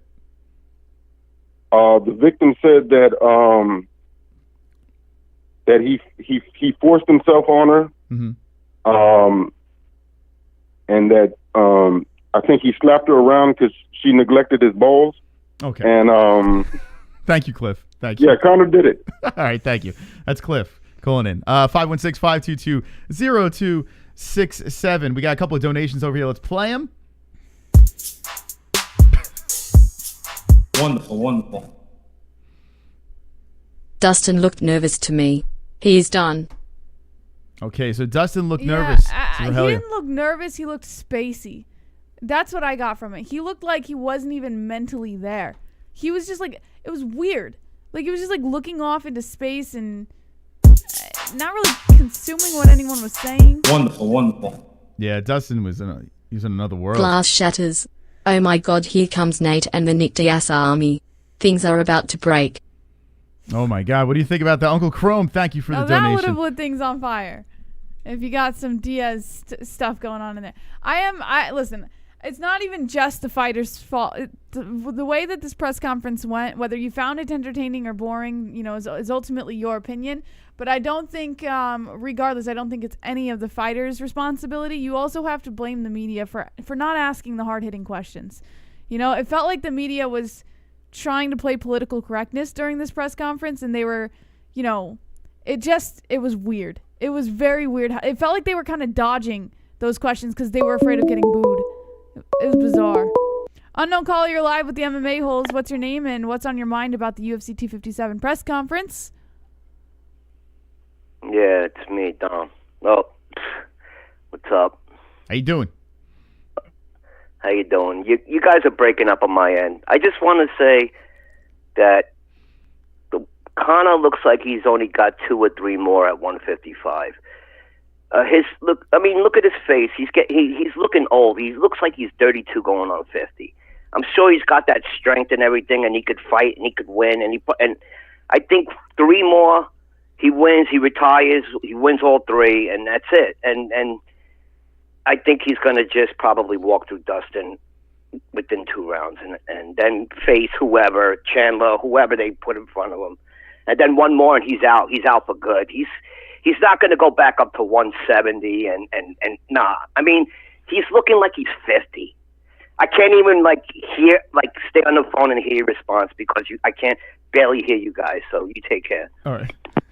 So he thinks Conor is going to go in for 3 more fights, win and retire? Is that what he was saying? It's possible. Conor? I mean, he hasn't really been active as of late, so 3 more fights is actually generous, right? Conor does want to stay active for this year, so that's not out of the realm of reason. I think Conor McGregor, after listening to his press conferences and his media interviews, I think this guy's going to fight until he's 40. He spends so much money. He wants to make sure. He's got a ton of money as is, but the way this man spends, the way he wants to take care of his kids and make sure he's got 3 kids now. He wants to make sure they are completely set. He wants to solidify himself, his legacy, yada yada yada. I think Conor is going to be competing for a very long time. Looking older, yeah, he does look older. I'm not. I do notice a difference. The hairline's not working out for him. Fine. His face is getting older. Yeah, I mean, if you go back 2 years, there's a huge difference in the looks of Conor. But he's more mature now. He's a more mature fighter.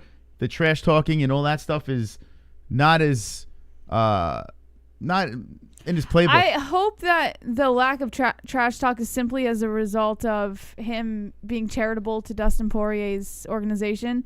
And I would like to think that fights down the road for Conor, it's not going to be the same as this. I think there will be trash talk, but for this one, maybe because he's being charitable, maybe he's cutting it off on the trash talk. And that's another thing. A lot of people said Conor's not going to donate to the charity. We heard that over and over again. Oh, he's not going to give any money to Dustin. He's an asshole, this and that.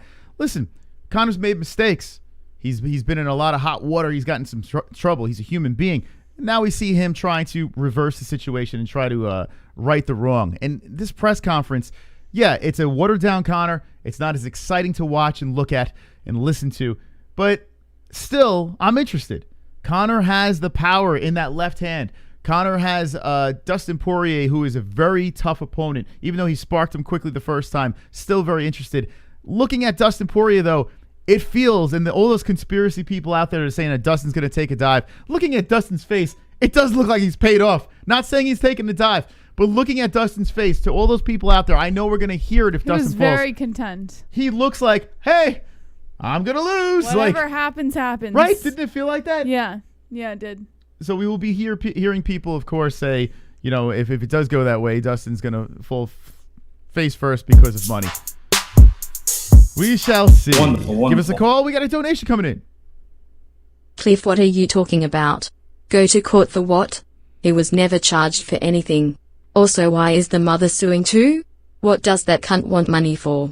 Shit sounds like a money grab. That's 100% what it is. It does. Listen, And guys. every time, like, you have to remember too, when there's public icons like this who clearly have a lot of money and have no problem flashing how much money they have, there will always be someone on their front doorstep with some kind of paper asking them to go to court and give them money. Like, you just can't escape something like that. So at this point, anytime an accusation is thrown at Conor, it's very difficult to believe those accusations because everybody wants to get paid. Listen, it's kind of a scummy move to throw stones at someone when they are already proven innocent. It's like, I mean, I understand you don't like, if you don't like certain athletes or entertainers or whatever, and to throw shade at them because of not liking them, all right, fine. But to kind of throw stones at a person, like kick a dog when he's down, in a situation where there's a good chance they're getting screwed. Please. Yo, we got a 50. Don't ever buy another Holy UFC pay-per-view shit. again. Conrad! I don't want your money. Pussies. I don't want your money. Pussies. $50 donation coming in by the Conrad. I don't want your money. Pussies. Money. Pussies. You're a moron. Woo! Yeah, baby. I don't want your money. 50. Money. Pussy. Holy shit. Pussy. I don't give a f. Wow, man. I'm back, crazies. Moss looking total dead bod. Thank you. JBH Blono loves you still. I love Blono. Thank you. Conrad, welcome back. And Conrad, why am I throwing a blank? Do you remember Conrad? Remember when we were in New York and we were going on those like after stream trips and stuff, and I was always talking about how Conrad was from the same place as me? No. From the same city. And all right, I don't remember. But thank you, Conrad, for the donation. I appreciate it. And welcome back, my friend. $50. Wow, that's wonderful. All right, we're opening the phone lines back up. 516-522-0267. That is our phone number. Give us a call. We want to know what you think about the press conference. And like I said, I'm not going to keep on going on and on about the allegations until you're proven guilty. I mean, I'm not going to do that. Give us a call. We want to know if you're on your way to work, give us a ring. If you're on your way to school, give us a ring. If you're in bed and being lazy, give us a ring. We want to know. Big fight Saturday night. Also Hooker versus Chandler on the dais. Nothing really to pull from those two.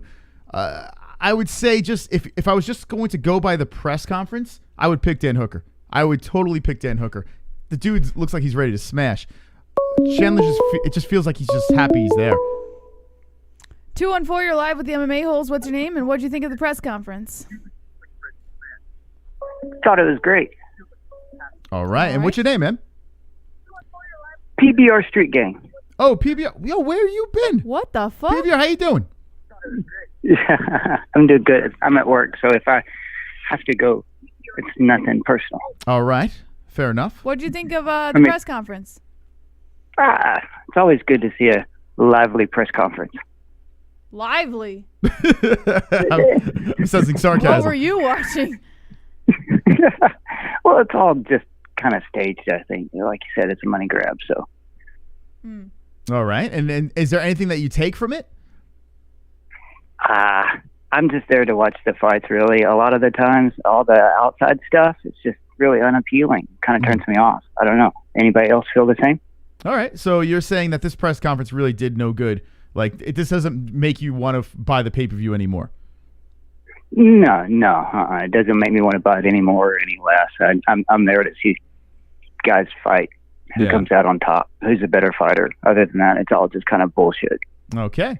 All right, PBR, listen, we don't want you to get in trouble at work, so thanks for the call, man. Later. All right. Do you think he really watched it? No, I think he didn't watch it, to be honest. Sounds to me like he didn't watch it. I think he just wanted to call in. Uncle Chrome. My Okie brother. Keep it pimping, playboy. All right. Thank you, Uncle Chrome. Let's keep it pimping over here. 516-522-0267. Call in and let us know what you thought of the McGregor versus Poirier press conference for UFC 257. It was it was quite interesting. I that's the most I can say about it, right? Let's see what's going on in the chat while we wait for the phone lines to light up. We have, he's whispering in case his mom catches him on the phone. Well, he's at work. Every time I fart, blood comes out. Thank you for letting us know that. Again, Big Paulie. Who wins, Dustin or McGregor? I got McGregor. Jesse, now, I know you were on the fence either way. Anything new? I'll tell you later. 270, you're live with the MMA-Holes. What's your name, and what did you think of the press conference? I thought it was pretty good. I think the best answer was when Conor said, if you don't give me the rematch, then we'll probably still have beef. I thought that was pretty cool, you know.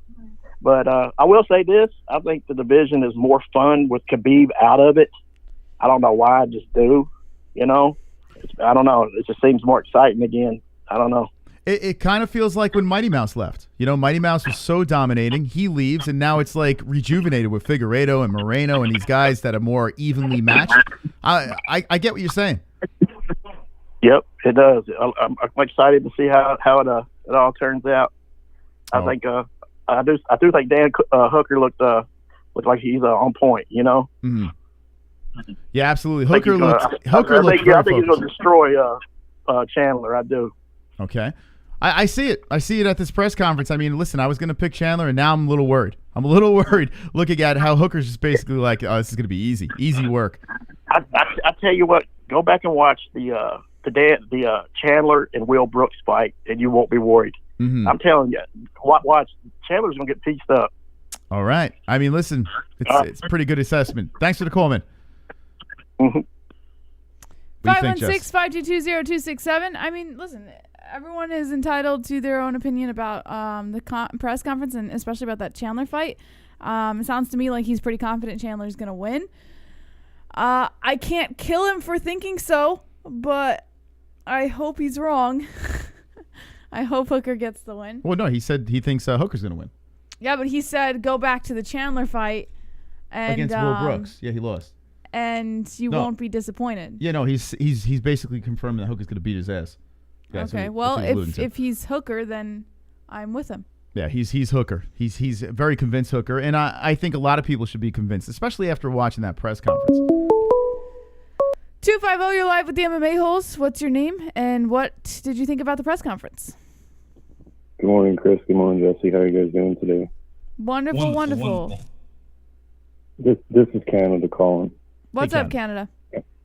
Well, the press conference was softer than fucking melted ice cream, and I'm thoroughly disappointed in every second of it. I just really thought there would have been some kind of chaos or some kind of animosity, but really it was a fucking strawberry shortcake, cabbage patch doll, fucking hot mess of shit. That's what I'm saying right now, man. That's fucking terrible. Chris, tell me what you think about what just happened to it, if you don't mind. Well, first off, if you can, I think you're covering the mic, so you sound like it's in your ass cheeks. How's that? Is that better, Chris? Not much. I don't know. Yeah, it could just be his connection. Yeah, maybe his connection's no good. All right. Well, anyway, I did get the part where you wanted to know how I felt about it. Listen, like I said, I was going to go with it with low expectations, and it achieved. I was highly satisfied with low expectations. I didn't expect to get much from this. The only reason why we went live is because it is Conor McGregor. We knew there was going to be a lot of people interested. I was hoping for something exciting to happen, but I didn't expect it. The excitement will happen Saturday night. The old Conor, the craziness, that ship has sailed. So if that's what you're looking for, you're not getting it anymore. I sure hope so. The only animosity was Dana bitching about getting triggered by that one fucking dude, man. That was just so stupid. I mean, holy fuck.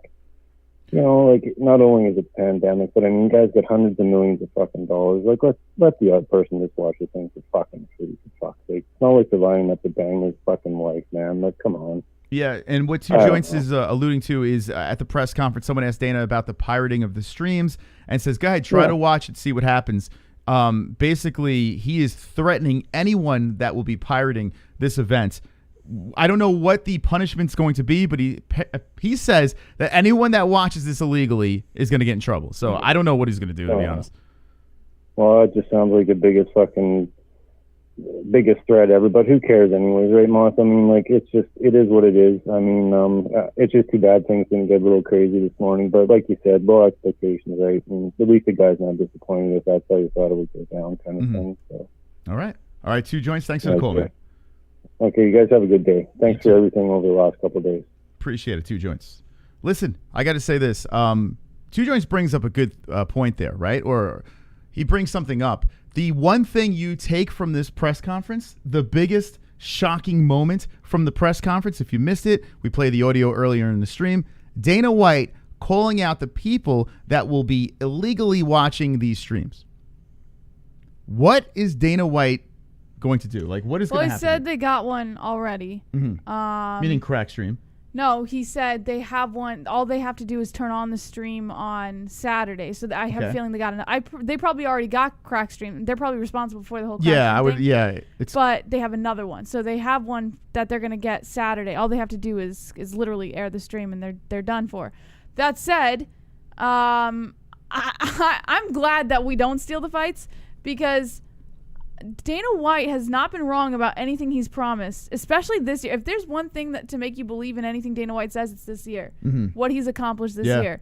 So I'm fucking thrilled that we do not steal fights because I have a feeling he's going to be cracking down hard on these people. Since this is a conversation that affects a lot of people in the community, and a lot of people can't afford $70 for a fucking pay-per-view. It is absurd the amount of money that the UFC charges for pay-per-views. I understand they got to pay their guys, but at the same time, there's got to be a better way. There has to be a better way to do this. I can understand why people would be nervous. I see Marky Rose saying, "I don't know, but I'm scared." You should be scared. Dana White hasn't been wrong about anything he's promised yet. Like, you should be scared. Back in the day, I remember you can literally go to jail. Like, if you're caught doing anything with that pirated content, you would totally get caught. They would show up at your door. They could arrest you or some shit. I don't think they could be kicking your door in and arresting you. But it is a little unnerving that Dana is so confident that he can nail the people getting these streams. I wouldn't fucking push it. It's one thing to think that they're not going to do that. It's another thing when they actually do. You know, like, I wouldn't fucking... Listen, I wouldn't cross that line. All right, so my question is this in the chat, and I don't want to make anyone uncomfortable here, but if you are that confident in going this route and observing the fights, let me know in the chat. Are you nervous about this? Like, does this concern you? Like I said, like Jesse said, we haven't pirated streams in a very long time because of the show, really. If we didn't have the show, who knows? Who knows what we'd be doing? But we pay for every event, and it's expensive. It's costly. Let's see what the chat says, and we got a couple of donations to play over here. Let's see what we got. Super chat. Baby tap. Do you guys think this fight should have been for the belt? It would have been. Yes. It would have made it more entertaining for sure. Mm-hmm. But it's gonna be entertaining no matter what. So it is what it is. Like, belt or no belt, it does add value though to the fight for sure. Yeah, the reason why it's not for the belt is there's a very good chance Habib is coming back. That's the only reason I can see. So I understand why they're not doing it for the belt. If Habib is retired, I don't care what anyone says. This fight should be the belt. Whoever wins the co-main, or if you have Gaethje versus Oliveira, I'm good with anything. Then they fight the winner of the McGregor-Poirier. That would make the most sense here. But the fact that they are stringing Habib along here, they really want him to defend his belt. That is the reason why this is not for the belt. And I kind of get it. Yo, Conrad with the $75 donation. Buffer's gonna scream at you, be mean to you. If you don't like it, make it known he's not keen of you. Supper's too cold, not done right, slap a fool. Hot so big girls drool for the tool.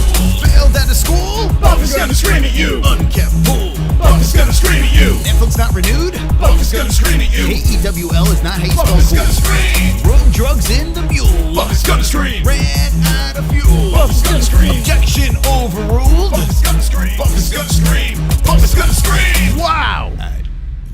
Holy shit. Steak dinner for you both. Conrad just bought the pay-per-view. What, Conrad? My goodness.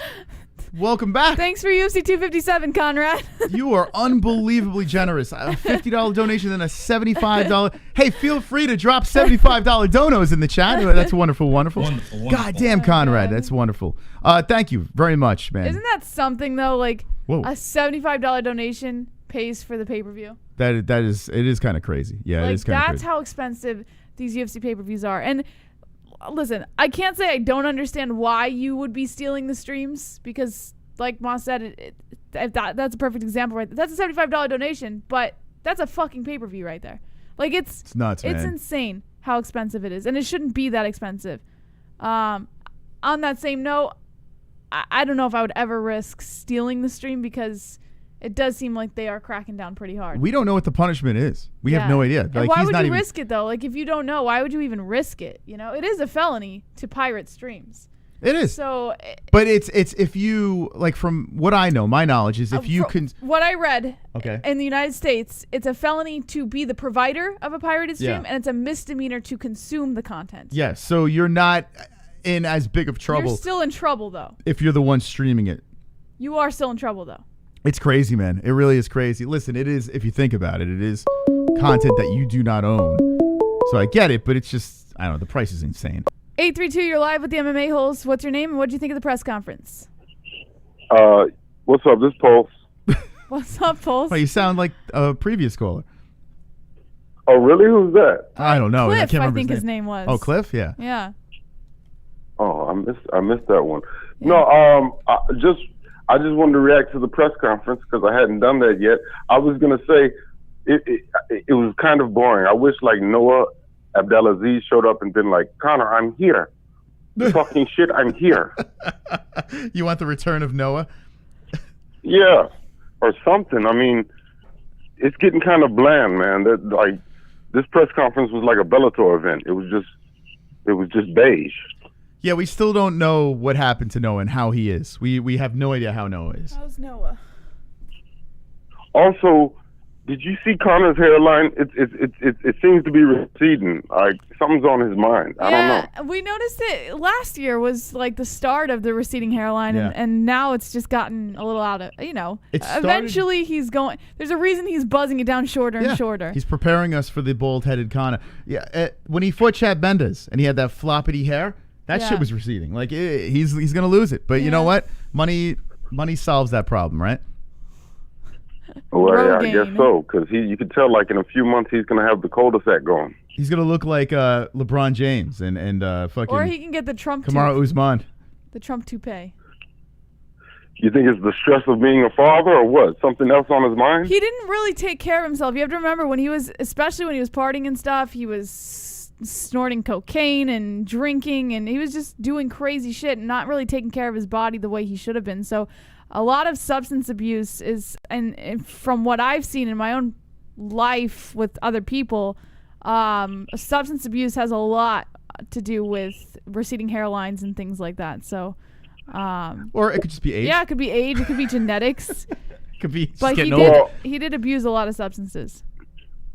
I know he was looking jacked on Insta, but maybe it was the way he wore a suit or something. But maybe it's because of the fact that most of his past fights have been at 70. But doesn't he look smaller to y'all at the press conference? Yeah, he looks like he's cutting weight.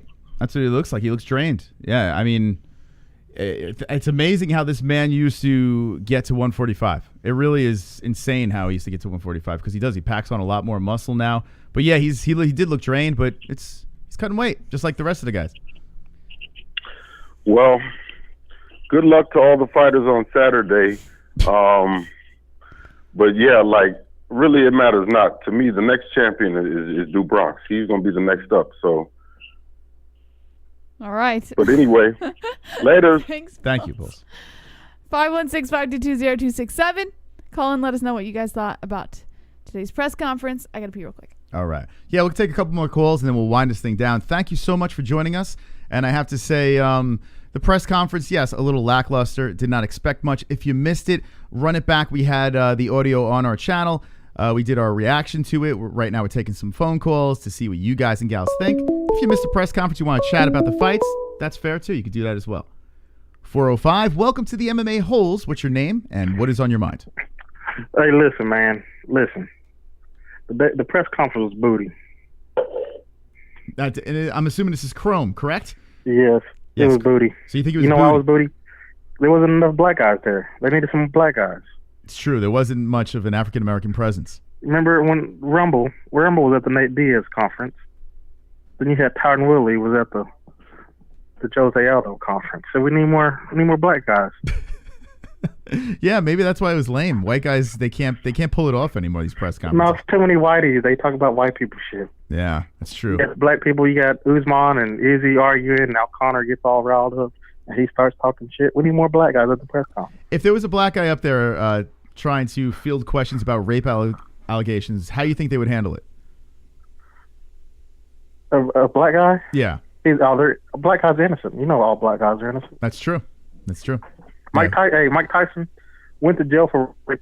Everybody still thinks he's innocent. That's true. Yeah, and OJ too. Yeah. Yeah, that's a good point. I didn't think of that. All right, hey, Chrome. Yeah. They need to put next press conference. They need to put some color up there. You know, Yeah. let me let Chrome up there. Let me answer some questions. You know what? You would have made it a hell of a lot more interesting. That's for sure. And first of all, Conor fucks that yellow teeth bitch D. He doesn't need to rape anybody. You're not digging D, huh? Her looks. She looks like she hasn't brushed her teeth in about 10 years. Yeah. She looks abnormally Irish. Like people look Irish, but she's pretty. What are you she talking looks about? over Irish, Dee's pretty though. right? Excessively Irish. I don't know what that means. Pretty? Yeah. Yeah, pretty ugly. Nah, I think she's pretty. Okay. Right. For an Irish woman, maybe. Yeah. I tell you what, no offense to my Irish friends. I'm half Irish, and that's where I get my ugly looks. But looking at Irish women, there is only a handful of pretty Irish women. They're not the most attractive bunch. They're not. Yeah, I'm just going to be honest. Yeah. Pierce Brosnan is probably the prettiest woman over there. Mm-hmm. Pierce Brosnan? Yeah. Oh, okay. All right. Thank you, Chrome. Thank you. That's Chrome to your dome. Yeah, listen, they're not the prettiest. They're not the prettiest bunch. Like you see, like Swedish women, beautiful, stunning. Finnish women, stunning, coming off the airplanes, gorgeous. Irish women, like, hey, look at me, That's the not fucking true. gigantic foreheads and. That's not true. Yeah, I don't know, man.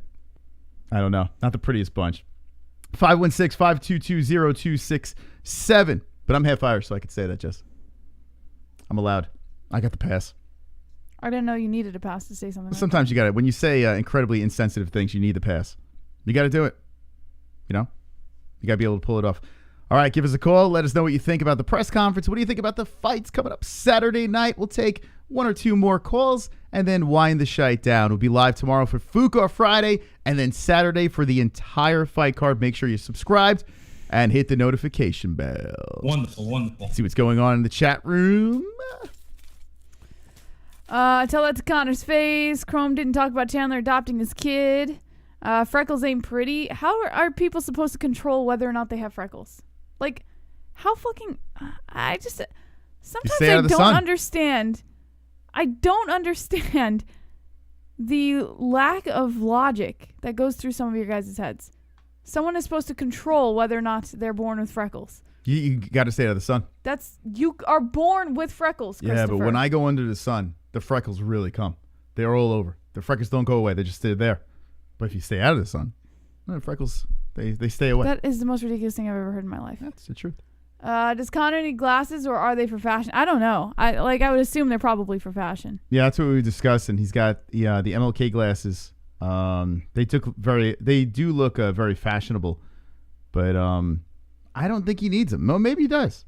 You think he wears contacts? Well, if he's old enough for the hairline to recede, he's probably old enough for glasses. Oh, boom, roasted. You think his foot's going to be a balloon for this fight? My foot was a balloon. No. I don't think Connor's going to have any excuses for this fight. I like doing these early streams because I like to test out to see how the audience is, if the audience will call in or react or hang out with us. Because if we do get something going here, maybe we will do some more morning streams. Let me know in the chat if morning streams work for you. If you're on your way to work and you'd like to hear some morning MMA holes, let me know with ones in the chat if you'd be down for that. Maybe in the future. But right now, we're just doing a one-off for the press conference, and we'll see how that goes. I see some balloons in the chat. What was Conor looking at? Did he spot a flying Cejudo in this picture? I thought it looks that was like Chandler. A flying Cejudo. No, during the press conference. Chandler was the one who was looking up in a weird spot. He was like looking out into space. It was weird. Well, this picture, what was he looking at? What do you think he's looking at here? I don't know. He's always fixing his pants. Maybe you would wear a belt if you like. You notice he's always adjusting his pants. Put a belt on, right? Did you know it's not fashionable with a suit? You're not really supposed to wear a belt. If you have the properly fitted suit, you don't need a belt. So then that's why he's not wearing a belt. Yeah, Moss. but he's always adjusting it, so it's not that proper. Well, no. When you sit down, your pants go down. Yeah. And when you stand up, you gotta adjust them. He just got out of a car. You think it's because of his big Irish balls? Is that why he's adjusting it all the time? That's why. Okay, so we'll get some last thoughts on this thing. We get no phone calls. We shut it down. That's it. 516-522-0267 if you'd like to call in and talk about the press conference or the fights this Saturday night. Conor McGregor, Dustin Poirier, Hooker versus Chandler. When was the last great press conference? Well, there's been a few all right ones. Colby versus Usman was interesting. I thought that was good. John Jones was entertaining in his last. 832, you're live with the MMA-Holes. What's your name? What's on your mind? Hola, this Pedro. Oh, hey, Pedro. How you doing? Oh, muy bueno, muy wonderful. Okay. Wonderful. What's on your mind? Sí, so, me say the press conference was boring. Me cansada. Me no like it. You don't like it, huh? No, me no gusta. Porque the press conference is boring as fuck. Okay, Pulse. Listen, would you like to plug your channel? It's Pedro, Moss. I mean, Pedro, would you like to plug Pulse's channel? My channel, so plug it up. All right. Adios, MMA-Hole. Thank you. It's Pedro Reloaded. All right, I'm going to shut this thing down.